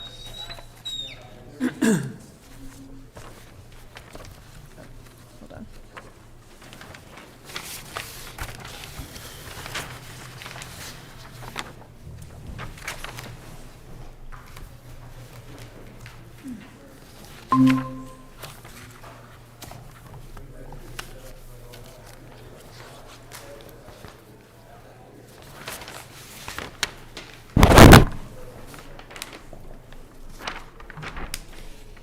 If everybody want, you have copies, right? Yes. Oh, I have larger ones too. About the large There's and extra copies if anybody needs one. small. Okay, oh, no, they each got large and small. Okay. You ready to go? Okay, thank you. For the record, Madam Chair and members of the Planning Board, my name is Thomas Alexander with law offices at 1 School Street in Beverly. I'm here representing Jim Clarizia, who has gotten the approval of this by a unanimous vote of the Board of Appeals. Just by way of a little bit of history, Mr. Clarizia actually lives in this neighborhood. The property that we're subdividing is at 17 Jordan Street, and he lives at 13 Jordan Street and has lived there since 2004. And his father, Mario Clarizia, or his grandfather, I'm sorry, originally purchased that property in 1950. So, longtime resident. Jim is a builder. He's been in the building and construction business for over 30 years and has a very good reputation in that regard.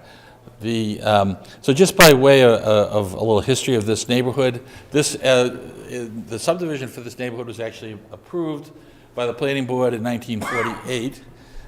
There were, I believe, 57 lots approved.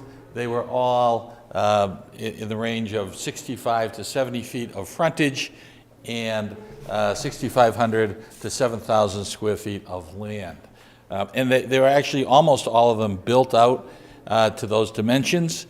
This was a lot that actually is 2 lots from the original subdivision, and so the approval that we got from the zoning board allowed it to be redivided back to what it was originally, and actually in keeping with the whole rest of the neighborhood. So these 2 lots are, one is 7,000 square feet, and the other is 8,775 square feet. So they're actually larger than the 2 newly created lots are actually larger than most of the lots in this neighborhood. And so this subdivision is very much in keeping with the neighborhood. Because it is an already built-out subdivision, built to the standards required by the planning board, although it comes under the subdivision control law, we waive pretty much all conditions and are seeking a waiver of frontage to allow the frontage for lot 17B to be 70 feet, which is exactly the frontage of 45 lots in the immediate vicinity of this lot, and the other would have a frontage of 90.66 linear feet, and actually larger than almost all the lots in the area. So that, as I mentioned, it did receive the unanimous approval of the planning board. It had neighborhood support. If you want to look at this just shows you in yellow the lot that's being subdivided, and in pink are the various lot owners in the area that were in favor of it. So we're certainly, and I would also like to point out that, as was pointed out in the staff report, that this is a fairly straightforward request. The Conservation Commission Administrator has indicated that this is not within their jurisdiction. The engineering department has standards for build-out that would include making sure that there is no increased runoff from this. We're totally in compliance with that and totally in agreement with that, and that is pretty standard procedure for all new house lots in Beverly. Any questions for Mr. or Attorney Alexander? Is that the Wanson residence? Yes, it is. Yeah, actually, it's D.D. Wanson, who was in high school with us, grew up there. Happy with me. I thought so. It's my neighborhood. Yeah. What's that? It's my neighborhood. Yes. You've been busy in my neighborhood. Almost mine that I grew up in. So what's the plan once it's divided? The plan is to build a house on it that is actually shown, at least the footprint of the house is shown on the plans that we sent to you. One of the conditions of the Zoning Board of Appeals decision is that we build the house exactly as is presented. It's actually a nice design, the house. It's kind of a cape with dormers. They're pretty much in keeping with the neighborhood. It has a lot of capes with dormers, so it's not a big house by any stretch of the imagination, and it's very much in keeping with the architecture for this neighborhood. And you can see by the footprint on the plan that it's not as big as the existing house next door. Derek? Yeah, I noticed from the Zoning Board of Appeals, I guess, that the condition was that the driveway start on Jordan Street and run towards the former location of the greenhouse. Yes. Can you either go up, and I don't know if you have a red pointer or something like that, could you show us what that is referring to? I believe it's the proposed driveway. It says proposed driveway. Shown right there, coming in from Jordan Street. Does that say I can't read it. Proposed It says proposed driveway. It says proposed driveway, okay, all right. Sorry, I was looking at it before, and on it's just too small to Yeah, see what I know that feeling. I guess I have to change the magnification. And so the issue with it was what? The issue with why was that a problem? I don't think it was a problem. I just think that the neighbors had indicated that's what they would like to see, and we were okay with that. For some reason. What's the matter? I don't have that graphic. Okay. I don't have it in my...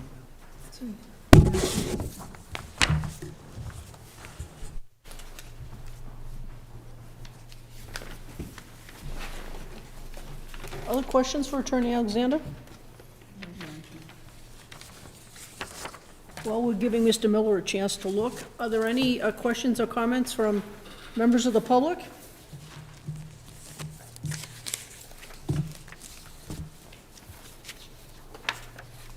Seems pretty straightforward to me. The only person online is the applicant for the Oh, next thank project, you. so Okay, thanks for I checking. don't think she has any comments on it. Right, as long as I know Mr. Miller's happy, then we're good. Yeah, I was thinking a little bit about the driveway entrance. I know it's kind of a grade, it's Snell Road, if I remember correctly. Jordan. It's Jordan that goes up the hill a bit? Is that what that is? Jordan's flat, Snell Road goes up a hill, right? Not much, no. Even at the end of the neighborhood is a little bit of a incline, but there's no real incline here. Maybe slight, but they may be leveling it out. Okay, everybody satisfied from the board? Yes, thank you, Madam All Chair. right, one last shot for anybody from the public. Anybody on Google Meet/Zoom? Seeing nothing. Okay, I would welcome a motion to close this public hearing. So moved? Seconded by Ms. Flannery. Discussion on the motion? All in, Oh, so are there two votes on this? One's... let me just get through this. Okay. Oh, we're closing the meeting, I'm sorry. The public hearing, I'm sorry, I like to give you a hard time. Okay, so this goes back to the motion to close the public hearing. All in favor?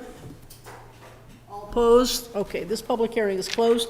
Take it away, my friend. Sorry, my question was that we would first vote to grant or deny the waiver, Yes, and then approve or deny the subdivision? yes.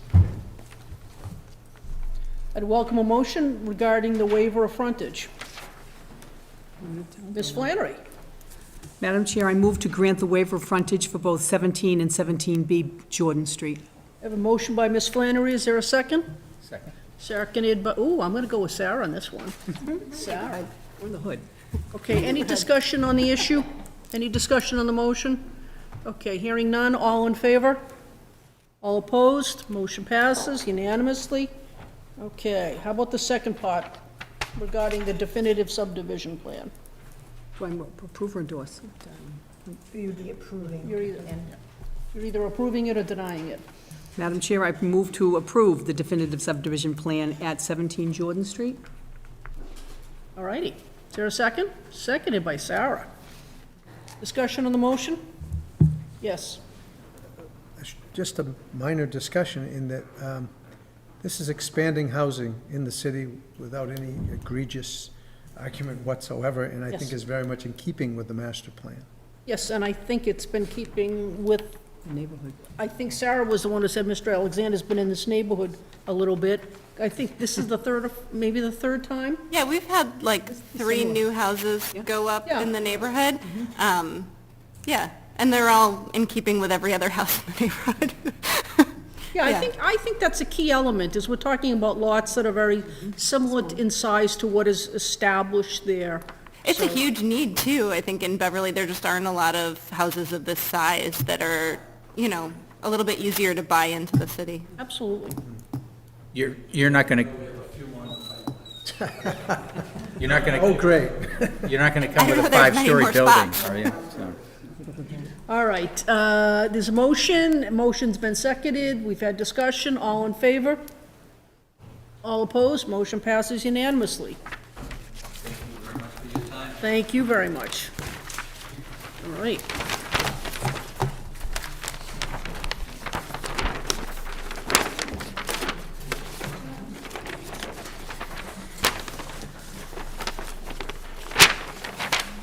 Sorry, let's just deal with this paperwork.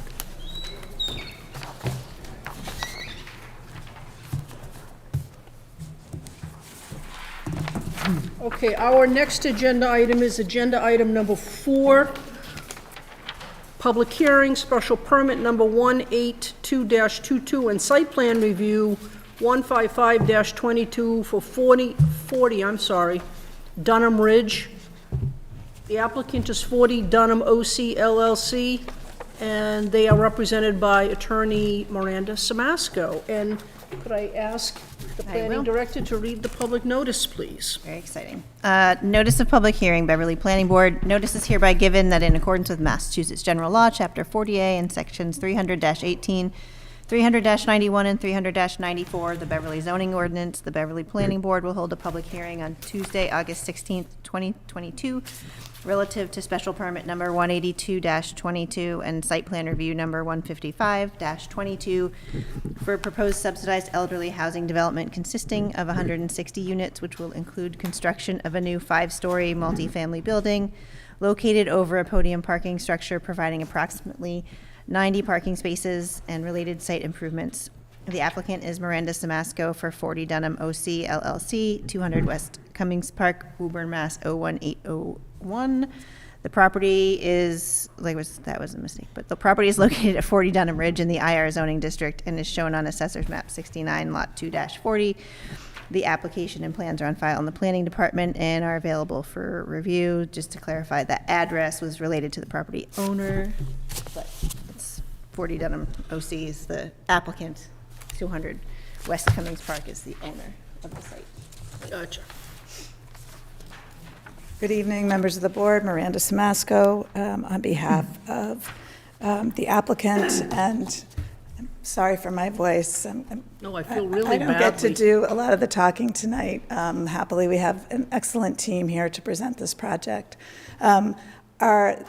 I'd like to introduce everybody to Lauren Jesenecki, who's joining us on Google Meets. Lauren, if you can wave. Lauren is the owner of the developer applicant here. And I think, Lauren, are you able to share your screen, or would you like Darlene to share hers? Either way. Yeah, whatever's easier, Darlene. I can share it.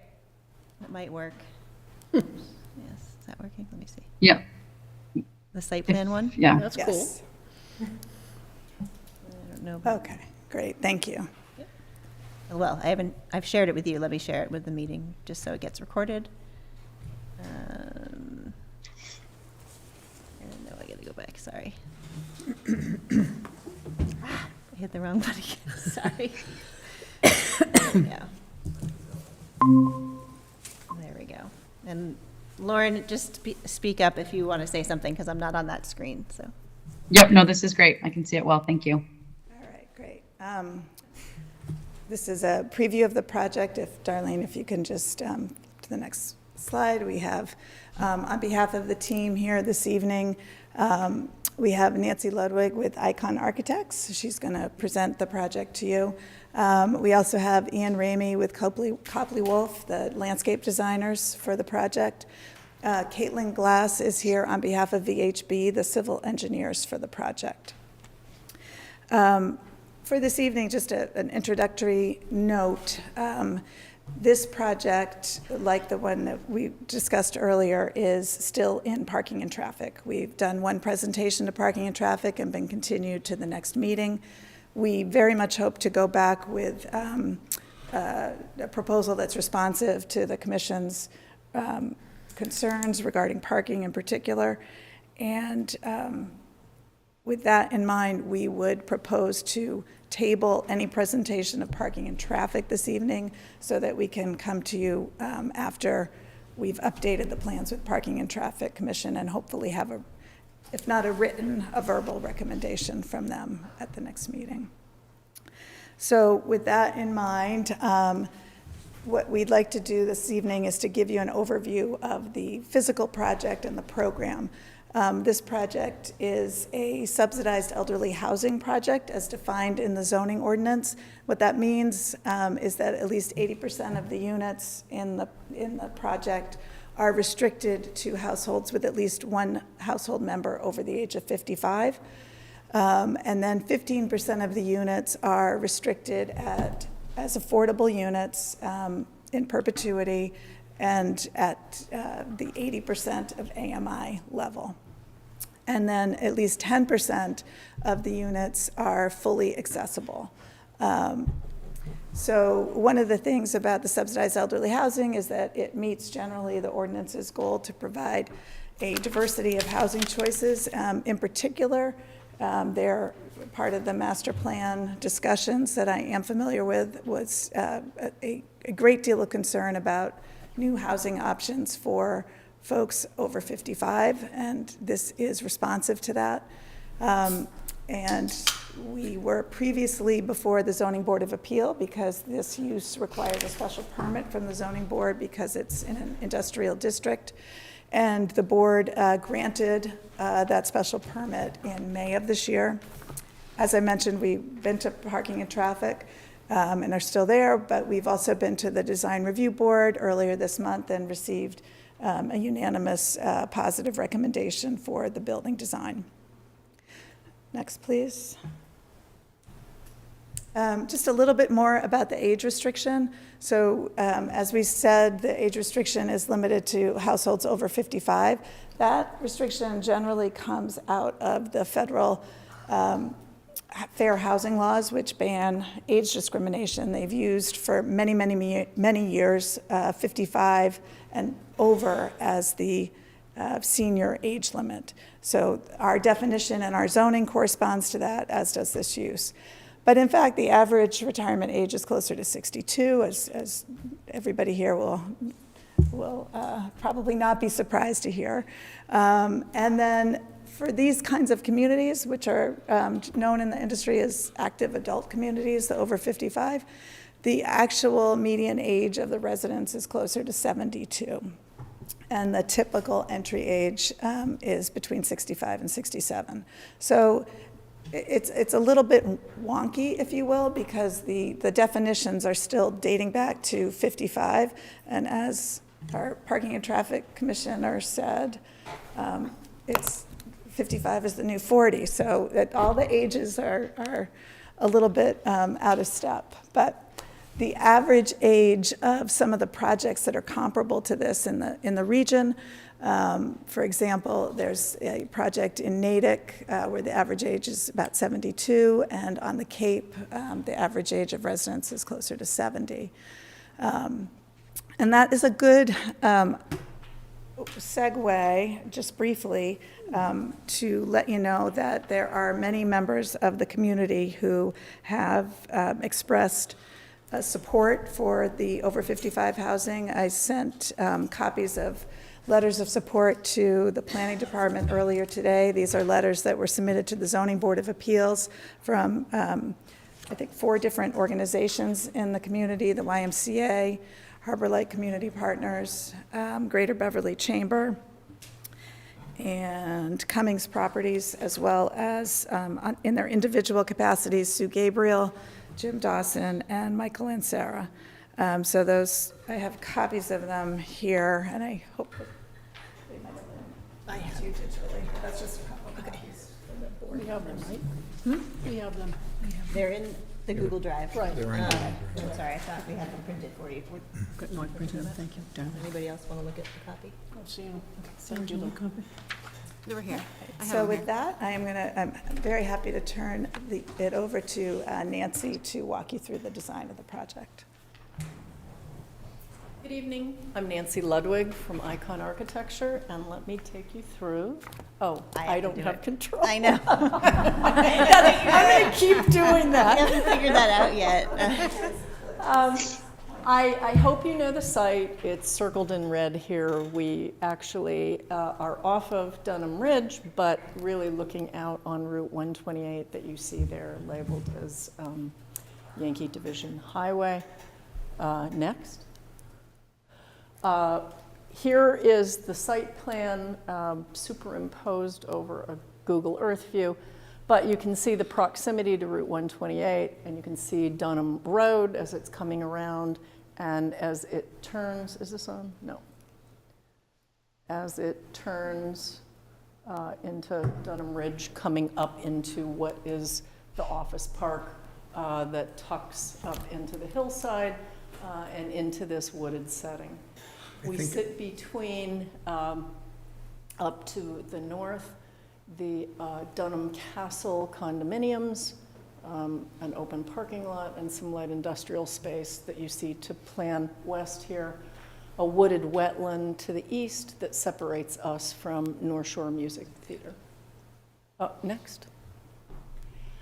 The site plan here technically lays out what the improvements we are making on the site. I'm going to talk a little bit more about the building, But we really want to improve the site. We want to add sidewalks fully around it. We want to create an open, engaging landscape that really connects this property further up into the office park. Next.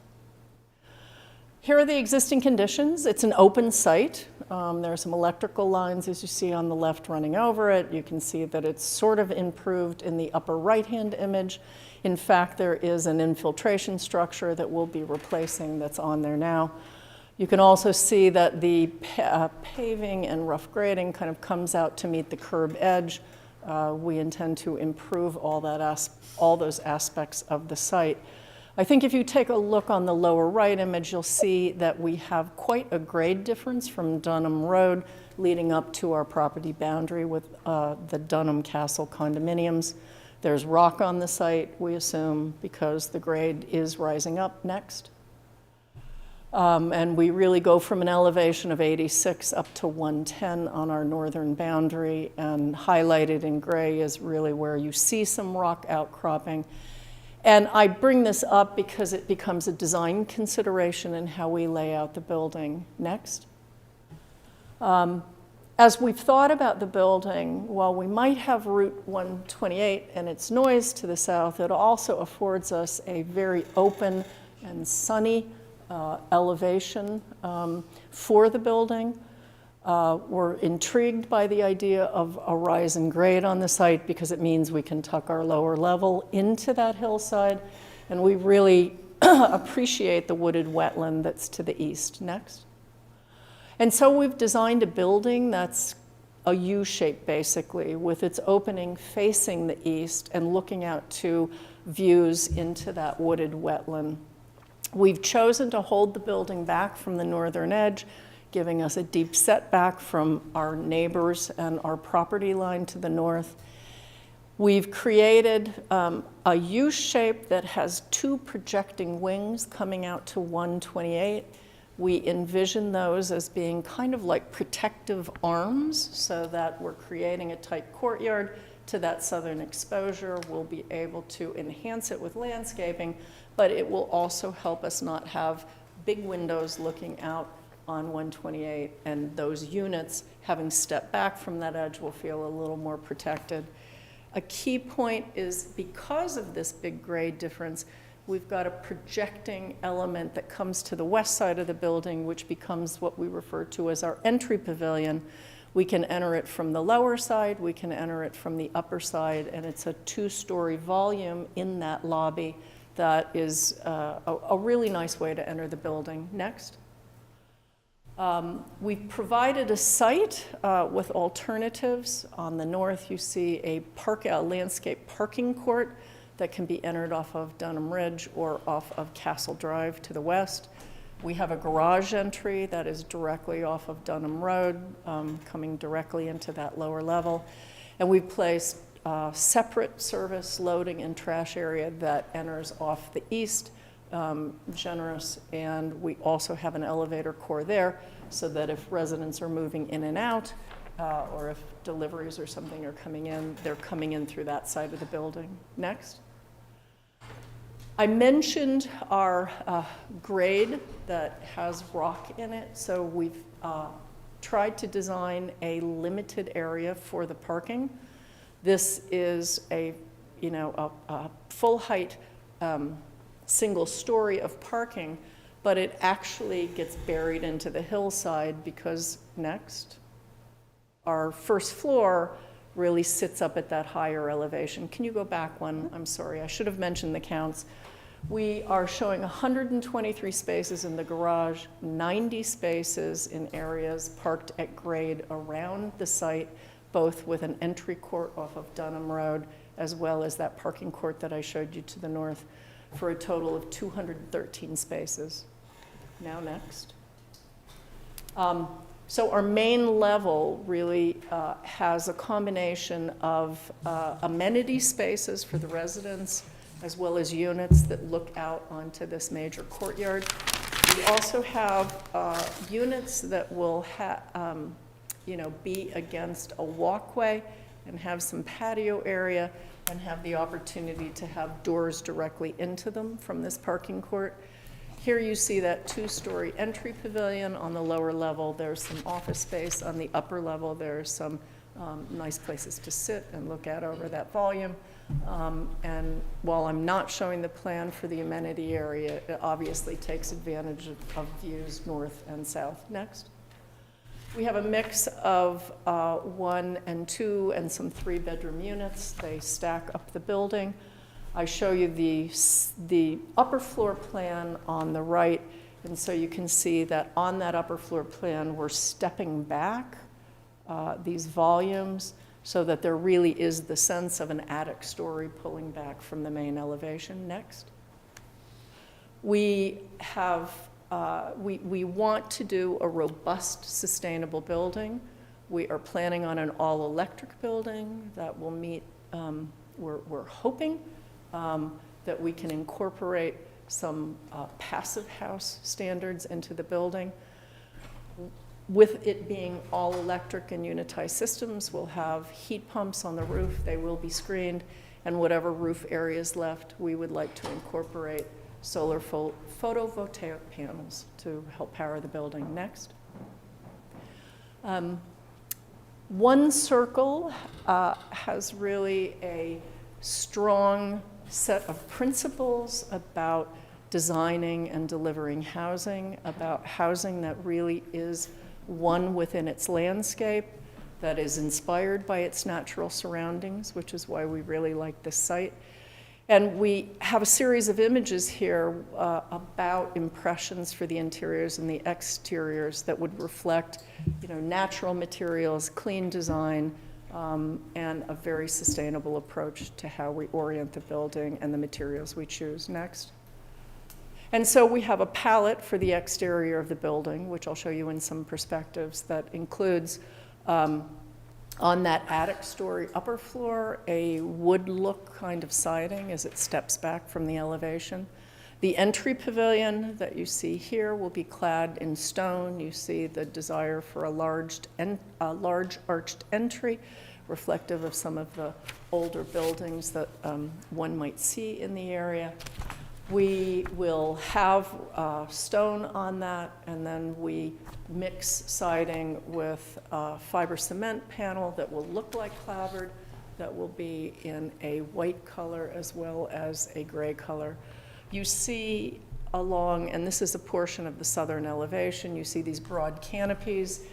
If possible, we'd like to have photovoltaics on them as well. We like the canopies here. They feel a little bit protective of those windows facing the south, as well as giving them shading for, intense sunlight in the summer. Next. And so you see the sections here. The way we've developed the building is that I'm now looking at the east elevation. The garage is tucking back behind there. And so you see this main level of the building, which is framing the courtyard, sits a full level above the wall that is the entry of the garage along Dunham Road. In fact, the garage, does sit fully below the building, but as I've mentioned now a couple of times, really tucks in, and we only see it along Dunham Road. Next. Looking from the west, you see a similar section condition. I mentioned some of the entries to individual units that could occur off that parking court. I talked about this entry pavilion, which has an entry at the lower level as well as on the upper level. And so what you see is the expression of a 5-story building to the north. It turns into a 6-story building towards 128, but steps back to really feel like more of an attic story. Next.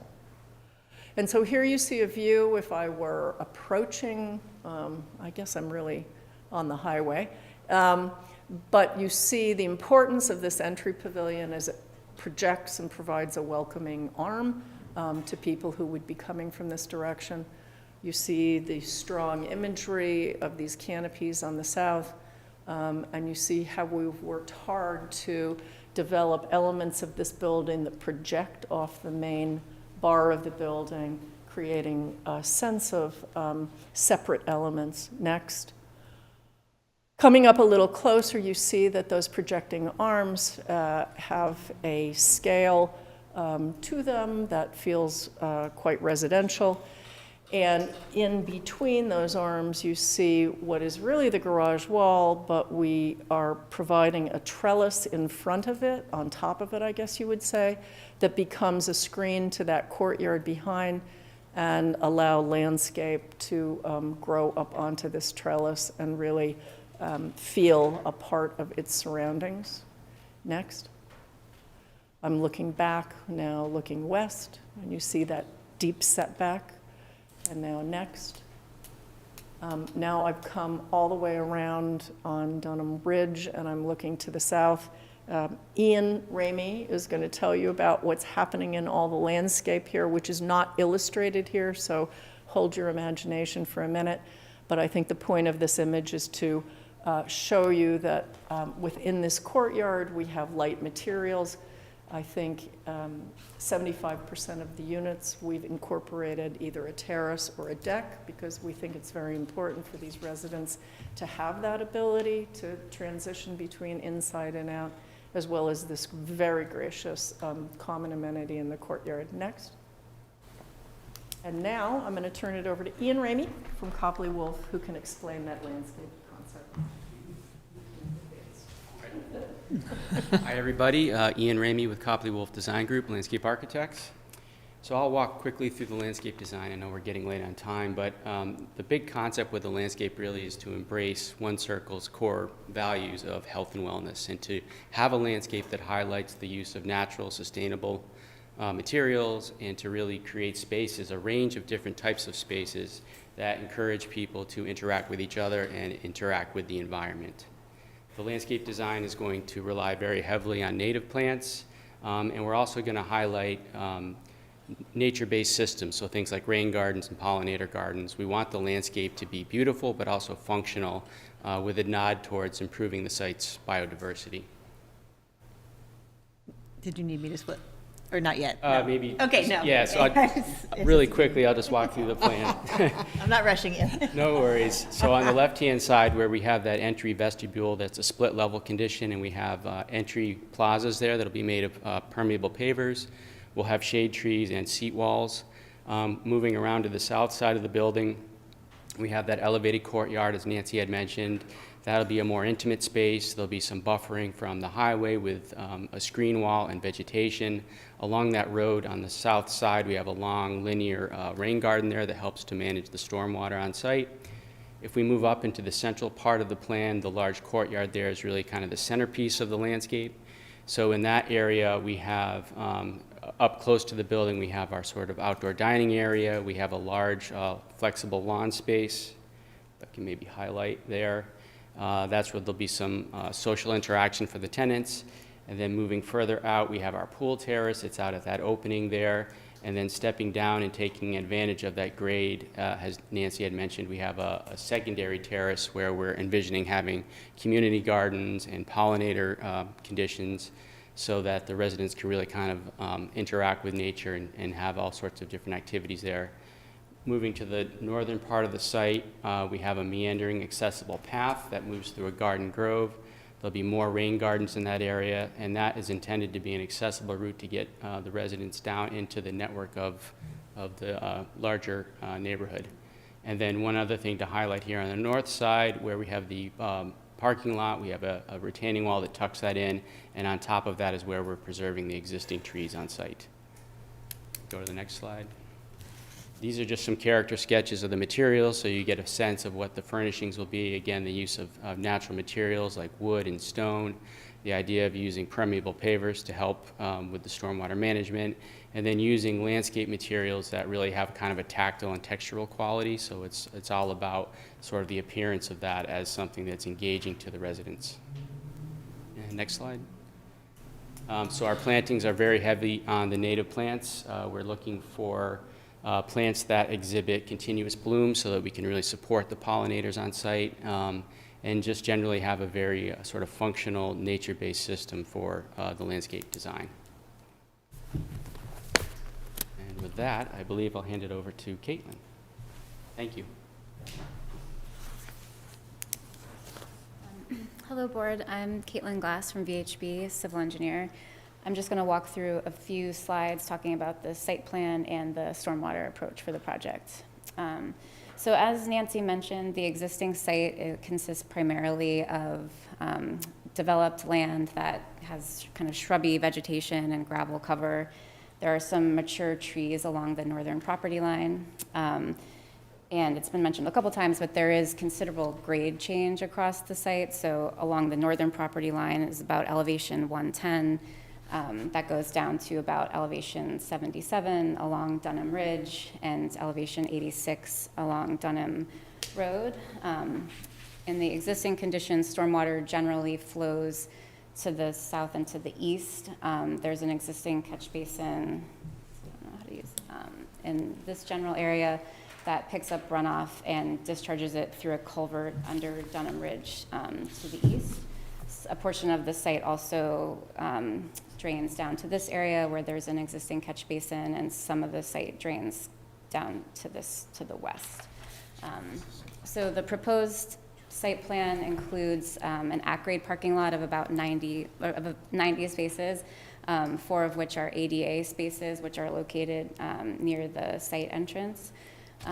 There are a few curb cuts being proposed for the project, 2 on Dunham Ridge Road, the northern one providing access to the parking lot, and the southern one providing access to the loading area. There's also a curb cut on Dunham Road here, providing access to the garage interior to the building, and then curb cut here for parking, and then 2 on the westerly roadway to provide access to the parking areas. Ian touched on some of the site amenities, which are located kind of in this area. We're also proposing to put sidewalk on Dunham Road here and up Dunham Ridge here, and then walkways interior to the site to provide pedestrian access. Next slide, please.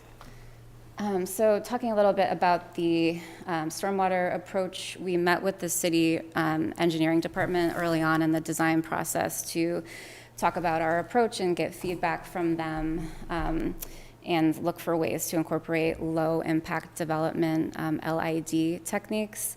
And it was decided early on in the project that the best approach would be to not use the existing infiltration basin that's on site today.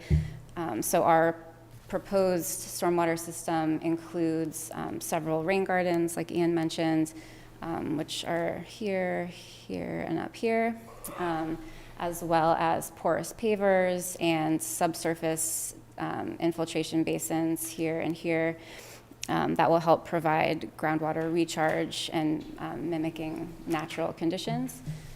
We've engaged with the city engineering department to get feedback from them on, which LID practices they think are most desirable, and have worked hard to incorporate those. As part of the stormwater analysis, we also did a pre- and post-development hydrologic analysis to look at the peak rates of runoff at all the design points for the 2, 10, 25, and 100-year storm events. And through that analysis found that we're actually reducing the peak rate of runoff at all design points for all storm events. And that's because we're providing detention and the subsurface infiltration. For water quality, we'll be using the rain gardens, the infiltration, as well as deep sump hooded catch basins. For portions of the site that aren't conveyed to those BMPs, we'll be putting in storm scepter units, which is a manufactured treatment device to provide water quality and TSS removal for runoff from those areas. So overall, I think it's a great improvement over existing conditions. We're providing water quality, reducing the peak rate of runoff, and incorporating a lot of LID practices. The next slide, please. So this is just an illustrative site plan, again, showing the proposed building footprint in white, the at-grade parking areas in gray, and then the vegetated areas in green, and all the site amenities.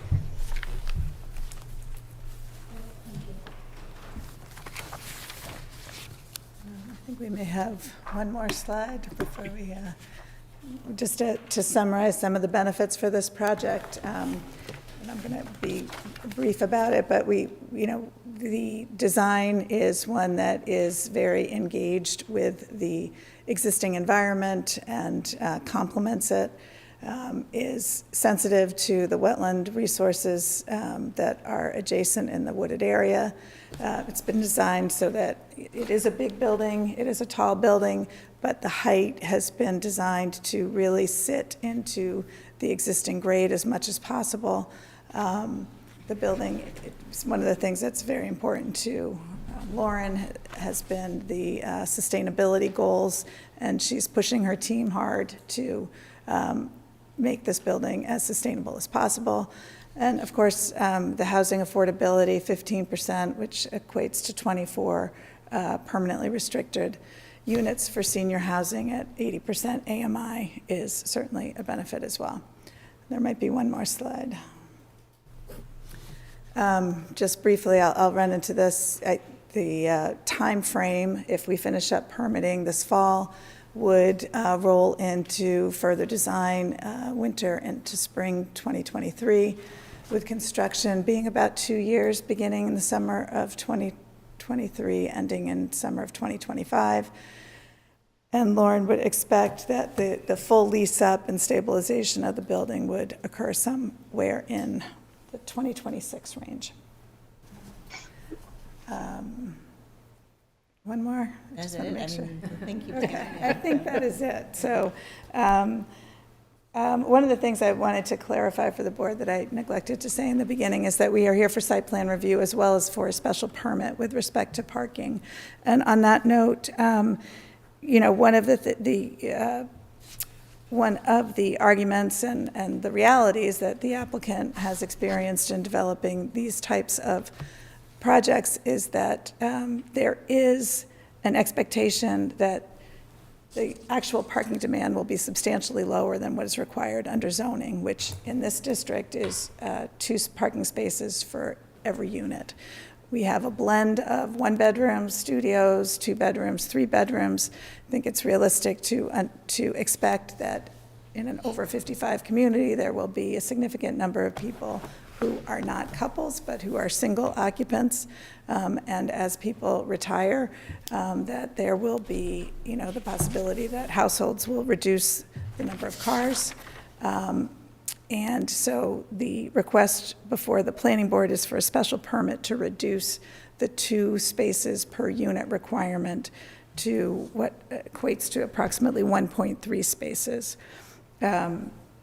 That's 213 total spaces as compared to 320 that would be required, or a deficit of 100 spaces.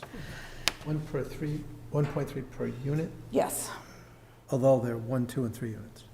They're studios, 1s, 2s, and there are 3 3-bedroom units. Predominantly, we are talking about 1-bedroom and 2-bedroom units. You know how many bedrooms are in total? I do, actually. I think it's around 260, 245. 77 units are 2 bedrooms. So 245 bedrooms at 1.3? No, Correct. that's not correct, is it? It's 200, it's, How many parking spaces? the parking spaces are 213 for 160 units. That equates to a ratio of about 1.3. I'm trying to find parking spots per bedroom is what I'm actually trying to find. I'll figure that out. So on the subject of parking, Parking and Traffic Commission did express concern about the parking. The team is working hard to come up with some additional solutions to the parking. We think that we will be going back to the commission with an opportunity to provide a greater supply of parking. It should be noted that there is the ability to construct up to 52 extra spaces on the site, but that would basically wipe out all of Ian's landscape design. We're hoping to avoid that and working hard to do that. So the Parking and Traffic Commission basically did conclude, they heard the full presentation from VHB, which is the traffic consultant as well, and they concluded that traffic here is really not a concern after hearing the impacts of this project on the various intersections within the study area, that this is really a small incremental change compared in particular to what would be allowed if this, or the traffic generated from an industrial use. Remembering that this isn't industrially zoned land that is in a very successful commercial office park. And so there are a number of more intense uses, both with respect to parking and traffic and other industrial impacts than what is proposed here. And so the commission, again, emphasized that the traffic was not a concern, but they did want us to come back and address the parking in greater detail. So we hope to be back to you next time with that information. And that would conclude our presentation for this evening. Thank you.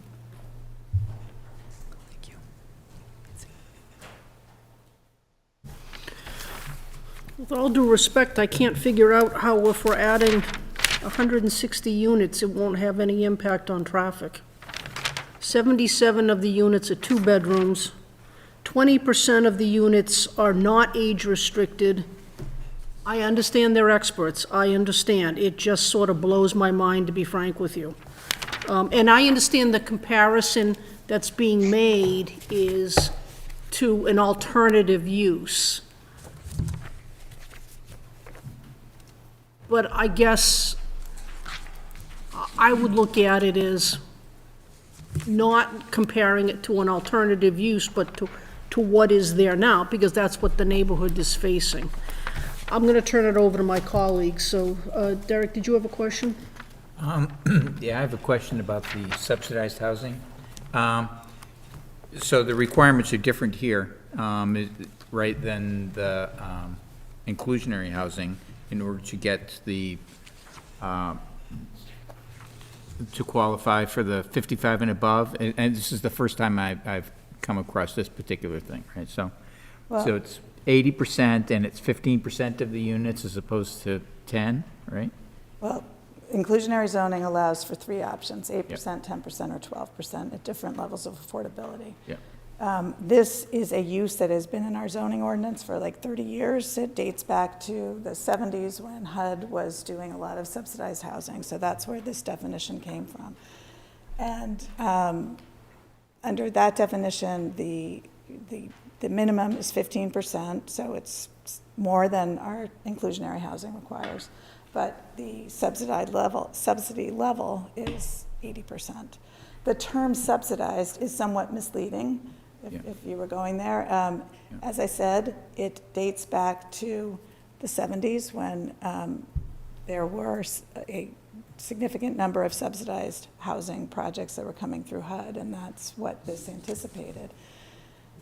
However, with the evolution of inclusionary housing, the definition has not been updated, and so there have been a number of projects in the city that are privately developed without any subsidy, but have been approved under the subsidized elderly housing definition, so long as they meet the eligibility requirements in terms of age and affordability and accessibility.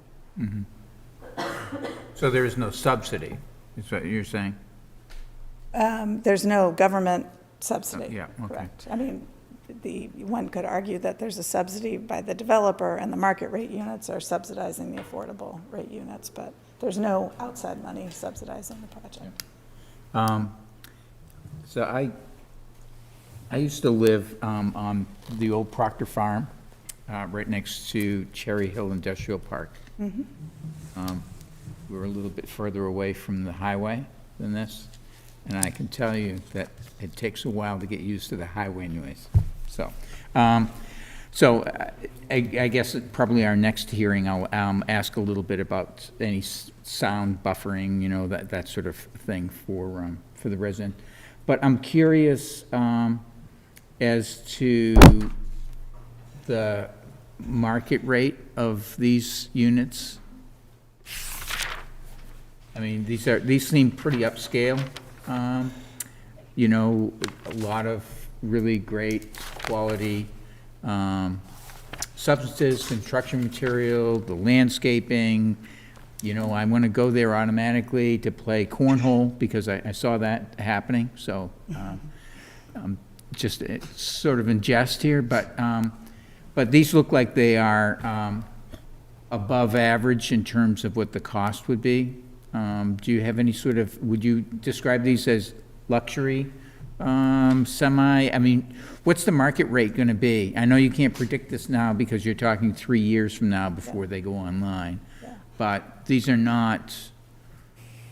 Well, I would say it's a particularly unique product in Beverly, right? We haven't seen multifamilies of this density that offer as large units as these are. I can defer to Lauren to say whether she considers this to be luxury and talk to the market. Yeah, so as new construction, they would be considered Class A by just virtue of being new construction and of a certain quality.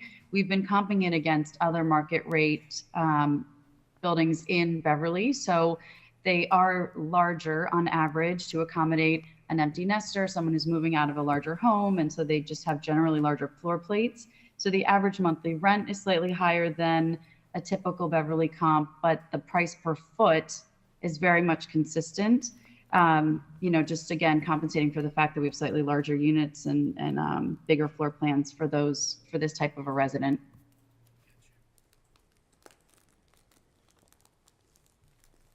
Okay, thanks. Is there an entrance fee, or is it strictly a monthly rent? Strictly monthly rent.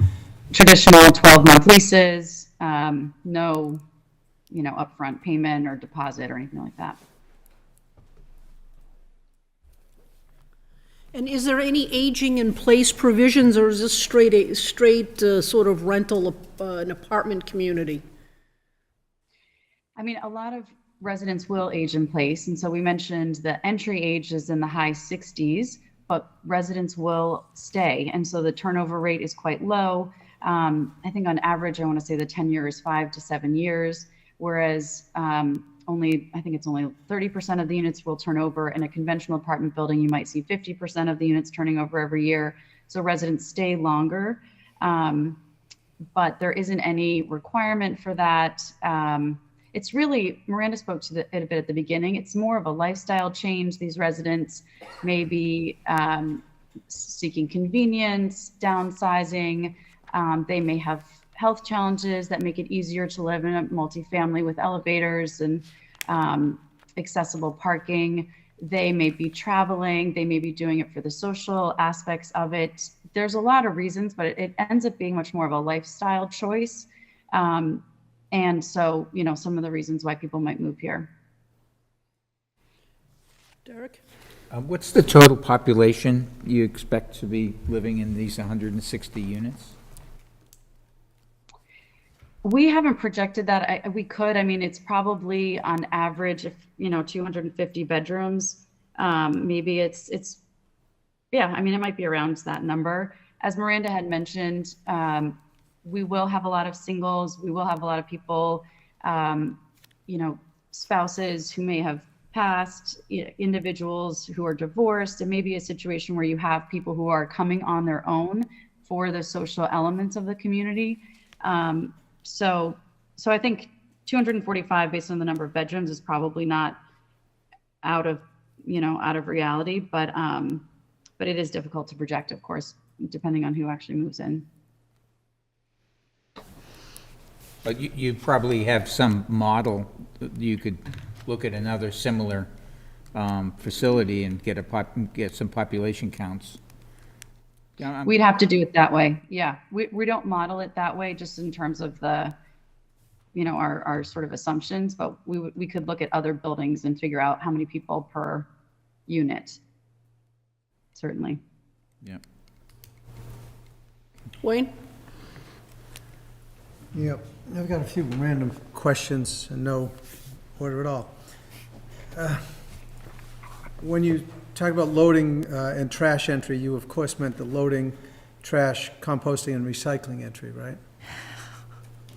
And what are the provisions for that? Recycling, composting.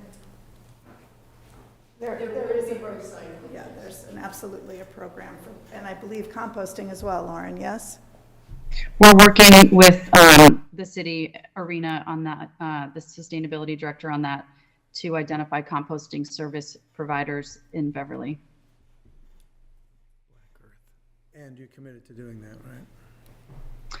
We're working on it. It's, to my knowledge, it's not been done in a multifamily project, so there is some coordination and just the frequency of pickups and whatnot. But again, committed to exploring it, and Arena has been helping us to get in touch with the right people. Thank you. I'm curious that there are 3-bedroom units. Just curiosity, why 3-bedroom units? What's the model there? So as Miranda had mentioned, there's only 3 of them, and it's mostly the stack above that main entry volume. And so we have our lobby and leasing office on the ground floor, and it kind of creates this element to the building. And so it's too small to do 2 units. It ended up lending itself to do a 3. You could see a scenario where you have a couple who both, you know, want a guest room, but also a place for a work from home, a library, a study, something like that. So again, we only have 3 of them, and it mostly just due to the volume of the building. But you could foresee, you know, at least 3 people, 3 different renters who could make use of that space. Sure. Will there be gas utilities at all, if it's all electric? Do you anticipate gas hookups, or are you just going to eschew that altogether? And Nancy, I don't know if you want to take that one. Really, just I think we're assuming a couple gas runs to the amenity space, gas grills, and fire pits. She did it. But the unitized heating and cooling systems will be all electric, and we'll be working for electric for domestic hot water. I shall stay there, because that's my next question. Did you look at geothermal possibilities? I would guess that it's more cost-effective than heat pumps. You know, this is a question that comes up on every project. I'm going to, and I'm really going out on a limb here, say that this is probably not the greatest site for geothermal because of the ledge that's here. We can't have that discussion now, but geothermal drillers love ledge. It's just right for them. It means they don't have to put steel pipe into the 300-foot depth. Sometimes 1,500-foot depth, right. Not for geothermal. We've designed, you know, we've tried to design some systems, you know. We certainly have in the past had projects where geothermal has been designed. And I think the problem that winds up happening is that folks get nervous about the expense, about the equipment, and we wind up designing backup systems. And it's never proved to be, it's never proved to be cost effective. I'll defer to Lauren if it's something that she wants to look into. Call me tomorrow, we'll have a chat about this. But I would say the all-electric systems with, you know, a goal. You know, in our practice, we're doing many passive house projects. We can't commit to that here today, but it's certainly a goal for the project that we're looking towards. And of course, when you have a multifamily building like this that's robustly insulated and you share demising walls, it's a very low energy usage for heating and cooling within these units. So I'll take that at face value. Are you looking, this is a kind of a difficult area to access. Are you looking at EV shuttle buses to bring people out? I'm going to defer. So as part of, I don't know if Miranda, you wanted to take it. Sure. We actually had this conversation with Darlene today. We are exploring different ride-sharing options. Folks may be familiar with the Skipper? Skipper. The Skipper service in Salem, which is a ride-share on-demand, basically, model that has not come to Beverly. I think there's a benefit for the city in exploring that. The current model for some of these projects is to become members of the North Shore TMA, which is more of an advocacy or a policy group. Darlene can probably speak to it better. But, you know, I think there is a real need to get some infrastructure for shuttle service on demand within the city, and it could serve a multitude of projects as well as existing uses within the city. So there is not a project-specific shuttle, but we are working as part of our response with parking and traffic as well to come up with greater connectivity with the project to the community to enhance for residents both bicycle access and pedestrian access to commercial areas and to explore the rideshare possibility. Lauren, did I leave anything out? No, that was great. Thank you. Yeah, I was going to say that the bike access is also part of this access question. That means I get to scratch off number 9 also. Did you look at any, it looks like you've really looked hard at your stormwater systems. Have any of those ideas included reuse of stormwater for irrigation? I have to defer to Caitlin on that.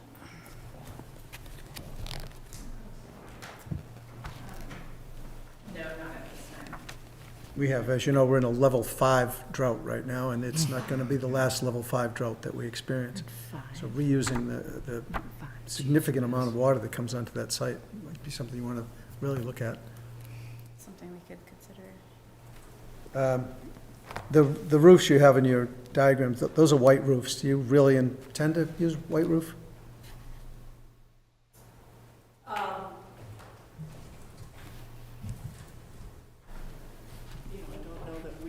We've thought about the color, but typically we are doing a white roof If it's as passive. reflective. If it's right, passive, for it a certainly needs right, to be white.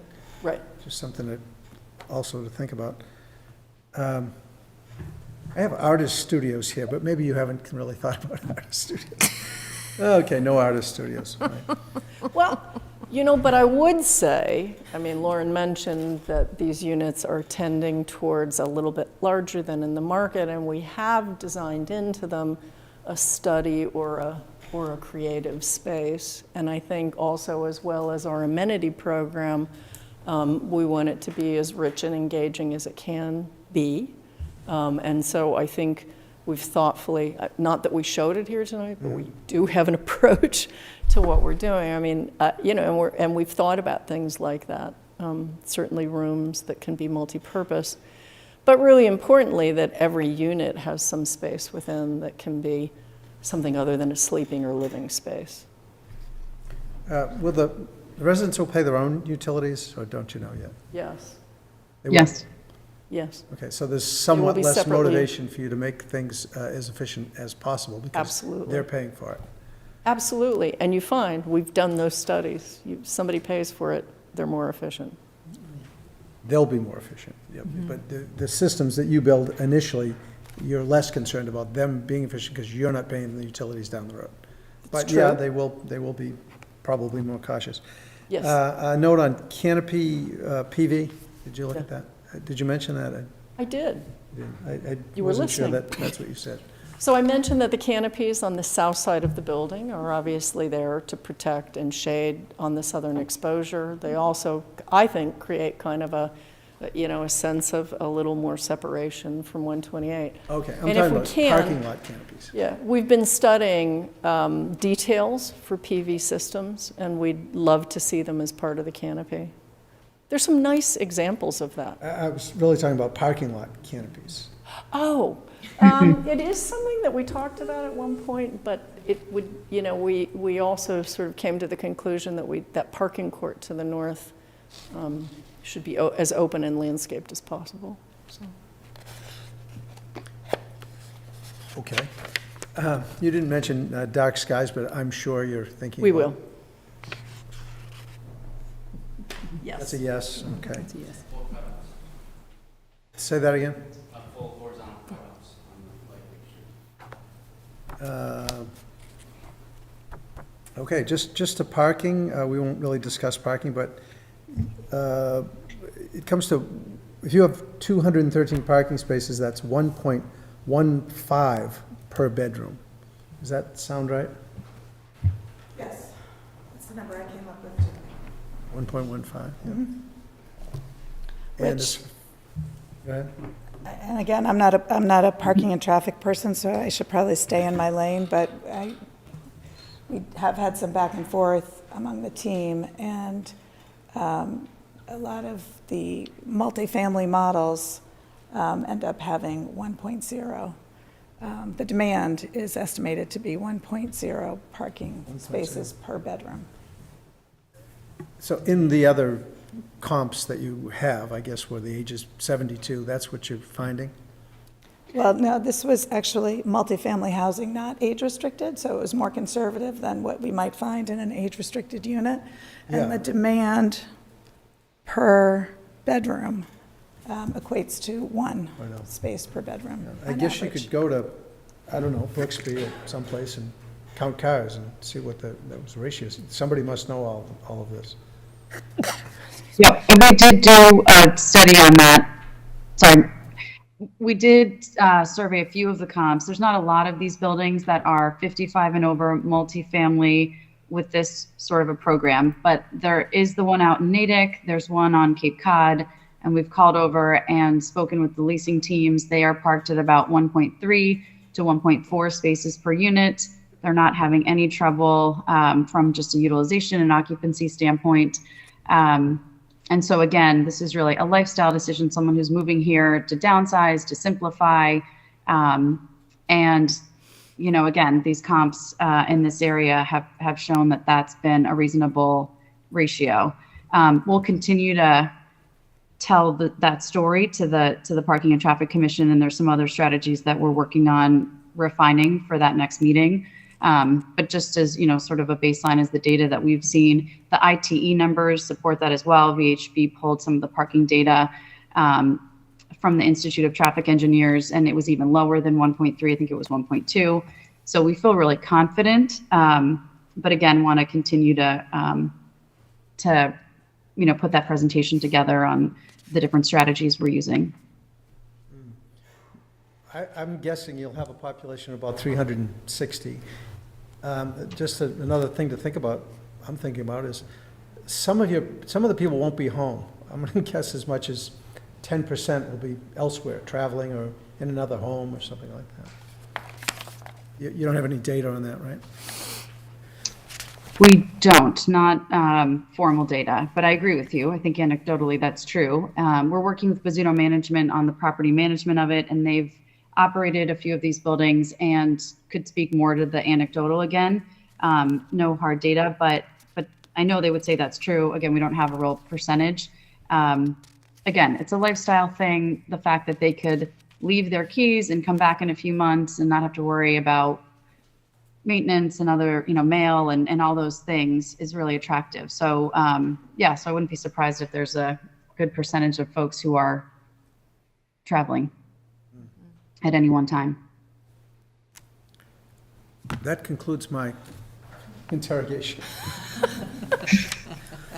Lauren, if I may, you, I think, had a slide that had the active median age for two of the two comps that you provided, an active median age of, I think, 72, 72 years old,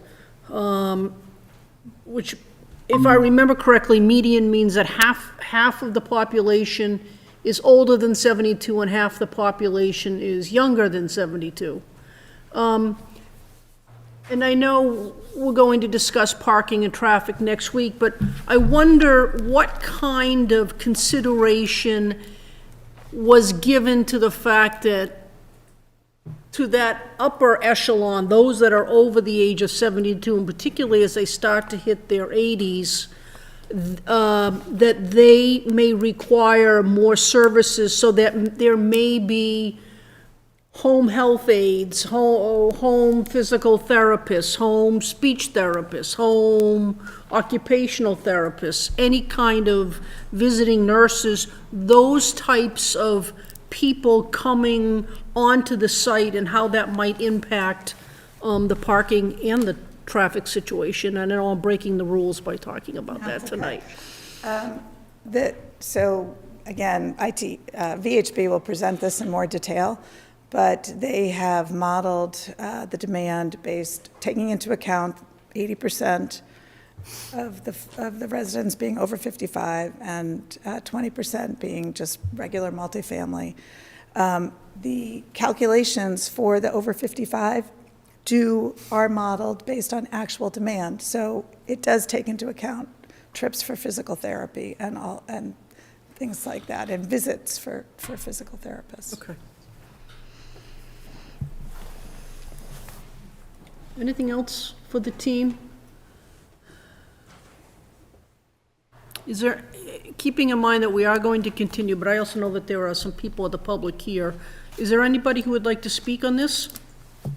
I would ask if your concerns are parking and traffic, if you could maybe hold them for our next meeting, but if you have other concerns, we'd be happy to hear them. Thank you. Right back there is fine. If you would tell us, please, your name and your address for the record. I'm Pam DeAngelis, 207 Brimble Ave.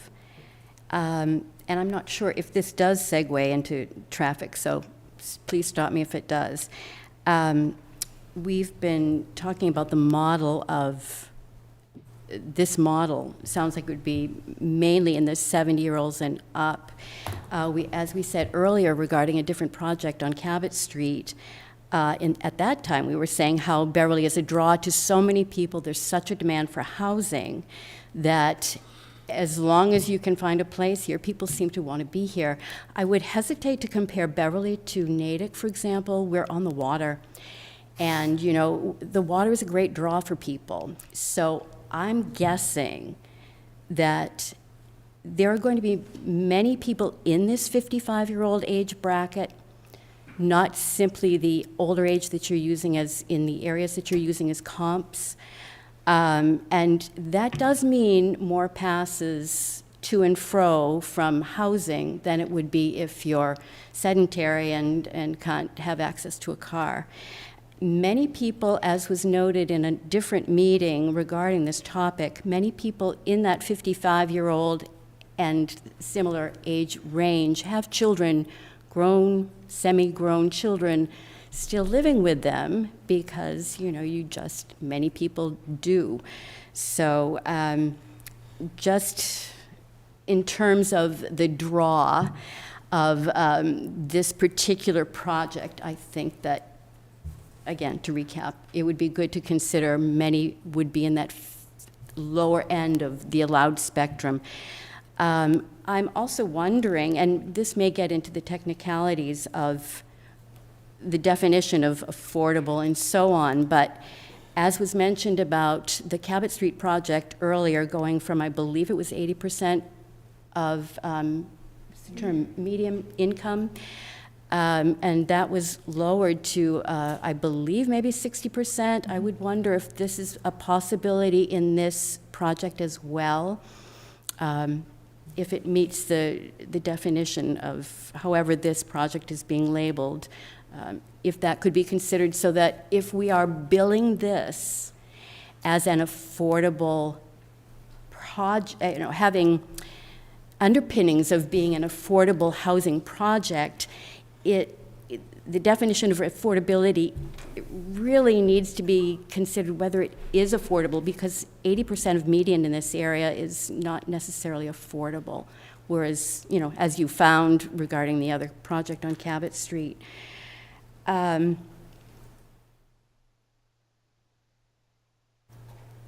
Ms. Hutchinson, I would like to commend you for asking to, rather than seeing it as the least invasive project, when you said, let's look at this on its own qualifications, because there is a tendency to say, it could be worse, it could be worse. And just to really see for the neighborhood what this means in terms of impact on its own merit. And as long as you're considering this as a project, what is the true impact that this project would have on the neighborhood? Thank you for saying that.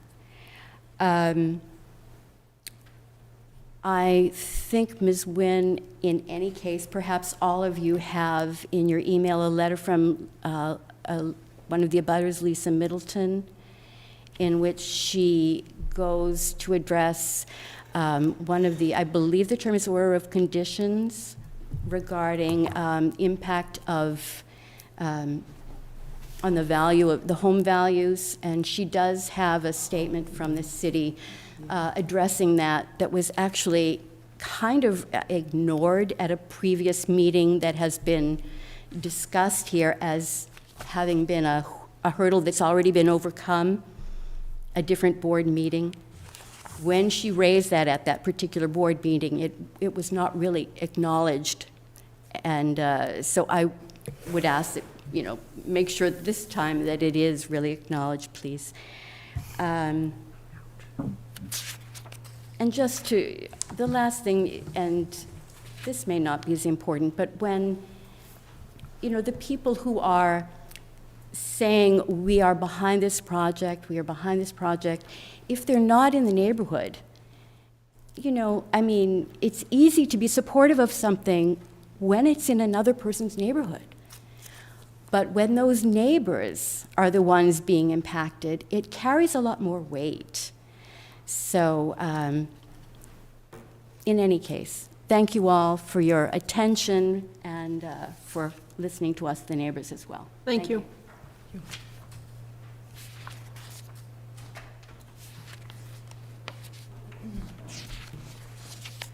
Hi, my name is Barbara Salerno. I live at 16 Dunham Road, so I live on the street that this is being developed. I first want to just apologize if I do. I'm going to try not to talk about traffic respectfully. I understand that's for next time, but I've never been to one of these meetings, so I wrote notes, so I'm going to try to avoid that. So thank you. I did wonder, and maybe this is, I can ask Kathleen, but is there an opportunity that the neighborhood could speak to the traffic people as the developers have? Because it is our major concern. So I can maybe talk to Kathleen about that. Okay. Parking and traffic commission meetings are open. Okay. I did not know it was on the calendar for 8. Do you know the date of the next? The 13th. September 13th. 8:30, And those meetings are at 8:30 in the morning here. Tuesday morning. Thank you. So I've lived there since 2002, and we knew that the theater was in the neighborhood. We've adjusted to that, that we've lived there. We've raised 2 children while they're 14 and 17, and we've had significant flooding issues with all the development that's gone on behind us with Harmonic Drive and ends at my house that I've had to pay up to $10,000 to fix at my home. I've had the city come out with no avail. It's an ongoing issue. I think we've resolved it, but just all of this, when you brought up that wonderful analogy, I really felt like what you were talking about, and I almost feel like I'm in that movie Up, where I'm just sitting in my house and everything is just being built around us, and there's a neighborhood there. There's a small neighborhood there, and there's so much development, and what you didn't see in the pictures was beyond the building, that the apartments that they're talking about building, is the development that the Cummings Center built with 1,500 parking spaces. I'm just trying to speak of the size. And then beyond that is the theater, and then there's also Mastronzi Brothers, and there's Iron Tree, and the trucks coming up and down this road that is like a horse and buggy road. It's a small, narrow road with one way in and one way out. And this is what's happened to the neighborhood. And this development, when we say that only 1.1 or 1.3, or this is all a little bit over my head when everyone's speaking, it's all new to me, but there's going to be far more cars there than what they're saying there's going to be. And at one of the presentations, whether it was the one that they did with our neighborhood in Zoom, or whether it was at the last meeting that we went to, they did show price range for rents, and it was very high. And I believe they were $2,500 and up. So then include utilities, include all this. There's just so much that's not being said. There's so much going on in that street. There's so much going on, so much development. We're just these little houses sitting there allowing all of this to happen. There's only one way out. We're very worried about safety. We're worried about if an ambulance needed to come in and couldn't get out, couldn't get in, couldn't get out, because as it is now, the increase, again, the increase in traffic already has increased greatly with the Cummings building. But I'm going to save some of these things for when traffic. Sorry, most of it is about traffic, so I'm just trying to, like even just talking about the ride and share, we're acknowledging that there's going to be a lot. Bicycles and pedestrian access, there are no sidewalks on Dunham Road. There's not one in front of my house. They might have them, if they build them where they're talking about. There's these lovely pictures of people standing and riding their bikes on the road. They would not be okay. It's a busy, busy road. It's never not busy. I'm sorry, I just want to make sure I don't. So the sidewalks. And I was also going to speak about the positive feedback that's come in are from people who aren't in the neighborhood, and it doesn't affect them directly, it affects us directly. We have all been supportive of so much development. We had no problem. A lot of us didn't speak at all about the Whole Foods development because we kept being told the traffic was going to be addressed with this phase 2. We've all been supportive of all this, but our neighborhood is just being destroyed, and this gigantic building is not going to help any. And if there was an alternative, I would prefer to just have a business, because they'd be in and out at 9 and at 5, and then it would be over. I can't tell if they're going to be 55, they're going to be 62 or 72. I'm 53, my husband's 55, I have a 14-year-old and a 17-year-old. My neighbor who wrote the letter to you guys, who does directly abut the building that they're proposing, also is 55 and over and has a child in her home and has 3 cars. I mean, is it 50? I know we can't predict, but if it's 55 and over, if it's 55, that includes me and I have a child. If it's 72, then there's going to be home health aides, which was talked about at the last meeting as well. There's going to be even more going on.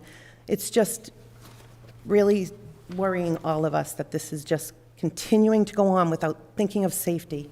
And there's a major safety issue, and we've had numerous meetings for a few years with the mayor, and we've discussed our concerns. They talk about a rotary, they talk about all these things. It has to be resolved before we continue to build like this, because it's not safe for us in our neighborhood. So let me just make sure, I'm sorry, like I said, most of it's about our property decline. Lisa Middleton wrote that letter to all of you, and she had the city come out before this was discussed a few years ago to talk about her taxes, and they did depreciate her home because of all the building going around our homes. So that is proven based on, City Hall. They came out and looked at her home and depreciated her home. I think that's all I have, but I appreciate you listening, and I want to thank you for allowing me to dip into the traffic a little, because it's not just traffic that obviously would be terrible, but it's a safety issue for us, and it's a real safety issue, because just please drive down that road anytime soon, because when you've driven down there, you've probably gone to the theater and not thought about it, but if you think about it and drive down the road, it's a very narrow, small road. My house is right beyond, if you're coming from the theater, just beyond the corner. And the speeding that goes on, which I've also talked to the mayor about too, and he said I can put up a mirror, I can do these things. It's already bad, and it's not safe, and I would never let my children walk on the street, never mind ride their bikes on that street. So thank you again for listening. Thank you very much. Anyone else from the public? Okay, do we want to continue this to September 13th or October 4th? I think September 13th is probably fine for this one. Okay. I move that we continue the public hearing until September 13th. Second. Seconded by Mr. Miller. Any discussion on the motion? All in favor? All opposed? Motion passes. We'll reconvene on September 13th. Thank you all very much. Thank you. Thank you. Just to reiterate, the Parking and Traffic Commission is meeting at 8:30 in the morning on September 13th here. Check the website in case there is a virtual option as well. Yeah, but yes, Parking and Traffic Commission usually meets over there. We don't usually have a lot of people at the meetings, so, but there may also be a virtual option that'll be posted on the website if you want to kind of listen in like this. And then, yes, the planning board meeting will be the same, later that evening.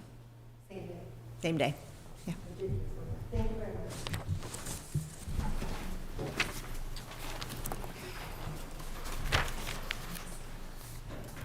Okay. Could I have a motion, please, to reconvene our meeting? So moved. Second? Seconded by Derek, motion by Alan Flannery, all in favor? All opposed, motion passes. Let's see, we've already done the Jordan Street, right? Yeah, we can skip those. We can skip that. All right, next agenda item is number 6. Set the public hearing for site plan review number 156-22 and inclusionary housing number 21 and 22 for 2628 Cabot Street, 4-6, 8 Rantoul Street, and portion of 10 Rantoul Street. The applicant is Southwest Rantoul Gateway LLC, and they are represented by Attorney Miranda Samasco. She's a busy one. You're a busy beaver, my friend. Back to back to back. No wonder she's got no voice. Yeah, this is tonight. Do we want to set that for the 13th as well? What if we put on for the 13th? We've got the last one. So right now, we've got, we have the Livingston A&R, we have 40 Dunham Road. And then there are this Gateway project, and that will be at Parking and Traffic Commission that morning as well, I believe. Which one? Well, this one, I'm calling First it one? Southwest Rantoul Gateway, yeah. I'm trying to come up with easier names for all the projects. Are we, I would anticipate that the parking and traffic meeting for Dunham Ridge is going to be lively on the 13th. So I'm just wondering how much we're going to be able to accomplish at the 13th. I mean, I get why we'd want to keep it there. So it's one of those things where I'm like, how much discussion are we going to actually have on that one? And maybe it'll be like, oh, we need to continue it, so we do want to stick it on the calendar, knowing that the 10, maybe, is Southwest Rantoul Gateway expected to generate as much fervor at the 13th? Okay, all right. Oh, yeah. Yeah. So we should just all plan to sleep here in September? Is that it? Bunk up? The only thing I would say is that, sorry to adjust the board, but it may make sense to keep it on that night, because I imagine these projects, we're gonna be bifurcating. There's just gonna be Miranda, stacking. can I Yeah, ask no, you- that's, I think Could I that's ask you fine. to I use was the just- microphone, please? I was just almost wishful thinking that like we'd be able to keep it on the schedule, do what we can do. Yeah. Maybe have to table some stuff so that we can actually have a chance to look at what parking and traffic says. So I'm sort of advocating for like putting it all on there. We didn't tell anybody that we were not doing parking and traffic tonight for 40 Dunham. Yeah. Oh, yeah. So, I mean, I don't know. I mean, I'm Yeah. surprised that there weren't that many people here, but, you know, It's the last week of August, It yeah. may not be as lively, but it still could be. I mean, Yeah. there'll still be a lot to talk about, but yeah, I think splitting it's- things it's up into difficult to pieces predict on also that. makes it a little bit Yeah, more I agree. palatable. I agree with that. But I think for the Gateway, we could do similar to what we did for Dunham Ridge tonight, just present you Yep. with the design and civil and table parking and traffic. Yeah. And so they kind of roll over, if that makes sense. I think Sort of that's a- works Is it better. 13th? I totally agree, because we can sort of take one chunk at a time. Yeah. Yeah, I agree with that. There's no way to let neighbors know that we're doing that If we make a decision to do it that way, we can put it on the agenda. It just might be nice for those that end up coming to every single meeting. It becomes like somebody's full-time job, which, I mean, there are very few people in the room being paid to be here.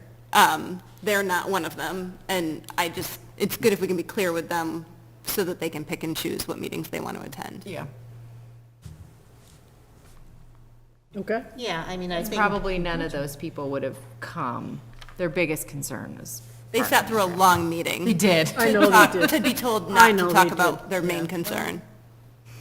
Yeah, and I think what I like to say, I never tell anybody, or I always tell people, I'm not going to tell you not to come to the meeting, because we never know what could come up or what question could come up, but I would just say, these are the maybe they topics do we it from anticipate Zoom. talking. You know, maybe they choose Google Meet, sorry. Maybe they choose Google Meet that week. If it's like, I want to talk about it, I'm not sure if it's going to come up, so maybe I just want to have it in the background, so. Bless you. Is BevCam going to be at the next few meetings? Kim doesn't want to be, but I mean, We have to invest in this technology. The city has to invest. This awful. trouble that we have technology-wise is all on the city's IT, not us. Oh, And I've been struggling for over a year to get this moving. I know that the city council is working on it, trying to push it a little. Let me say this about that. Nothing. So, we'll do it, but everybody looks to us when things don't work out well, and I struggle with this thing, especially over 3.5 hours. Yeah. It's great technology, but the school is right. yeah, we can also have it at the middle school, which is. or we could actually, You could do it at the middle school. Ooh, I like that idea. that's right, I'm saying nothing, I just remembered. Yes, you're saying nothing. I sound like We have options, but. No, you're just trying to be as accommodating to the public as possible. It doesn't work here. 2 years. You know, Judy talks about it. I do know Judy. Perfect. No, I know you, so I'm just saying. Listen, there's plenty of parking at the Okay, middle okay. school. Not a place to have that conversation. Okay. I'll do it, but it's not gonna be pleasant. I'll talk with Kim about how we do the meetings, All right. in IT, but. So let's set this down. People, is everybody comfortable with September 13th? Yeah. Okay. I'd welcome a motion on this, please. So moved. Okay, Say it. here we go. Who's seconding? Sarah. All right, all in favor? All opposed? Motion passes unanimously. So that is September 13th, right? 13th, yep. Okay, let's set the next public hearing is a site plan review, 157-22, for the property at 350-354 Rantoul Street. Mr. Wallace. The applicant is 350 to 354 Rantoul Street LLC, and guess who they're represented by? Miranda. Attorney Sanasco. How controversial is this one going to be? Pretty straightforward. It's already been approved once. I'm sorry. It's already been approved. The special permit for the use was approved. The only difference is originally the applicants were going to save the building. They found a lot of complication, fire damage, so they Oh, are I now read about this. replacing it with a smaller building. But they do have to go to parking and traffic. This one, I would almost say, do the 13th, because we're not going to finish it no matter, we won't finish it, do it next October 4th. Oh, okay. Because I think we can get through parking and traffic on that one on the 13th. And then, but you won't have a recommendation to vote. And I think it's a one-meeting application. Okay. So October 4th is your wish? I think that makes sense. Thank you. I think I appreciate that. Well, we all appreciate that. All right. Could we get a motion on that, please? So moved. Move that we do site plan review, the public hearing for site plan review, number 157-22, 350 to 354 Rantoul Street on Tuesday, October 4th, 2022. All right. Seconded by Mr. Miller. All in favor? All opposed? Motion passes. Miranda, go home. Kim, I hope you feel better. Kim, if you could get Miranda a lapel mic, she could stay comfortably seated during this disposition. Yeah. Okay. We don't have any minutes, correct? I don't have minutes. Thank you. There is one. Uh-oh. No, not complicated. One new business, Arena had wanted to be on the agenda tonight, which, and I will send you all the email that she sent. It's regarding a net zero energy trainings and a survey that she would like the planning board members to take. So I'll forward that to you with the links. All righty. I will be in attendance. What? I will be in attendance. All right, motion, I always want to say motion to dismiss, motion to adjourn. That's a different thing. I know. It's always in order and never subject. Motion to adjourn. Motion to adjourn. All right, seconded. All right, all in favor? We are in adjournment, folks. Thanks, everybody. Darling, this is wicked picky. Counselor at law is SELOR and not CI. I mean, it's true for Oh my Miranda. gosh. She was a counselor at one point. The It's the SEL. OR. Yeah. We're done. Yep.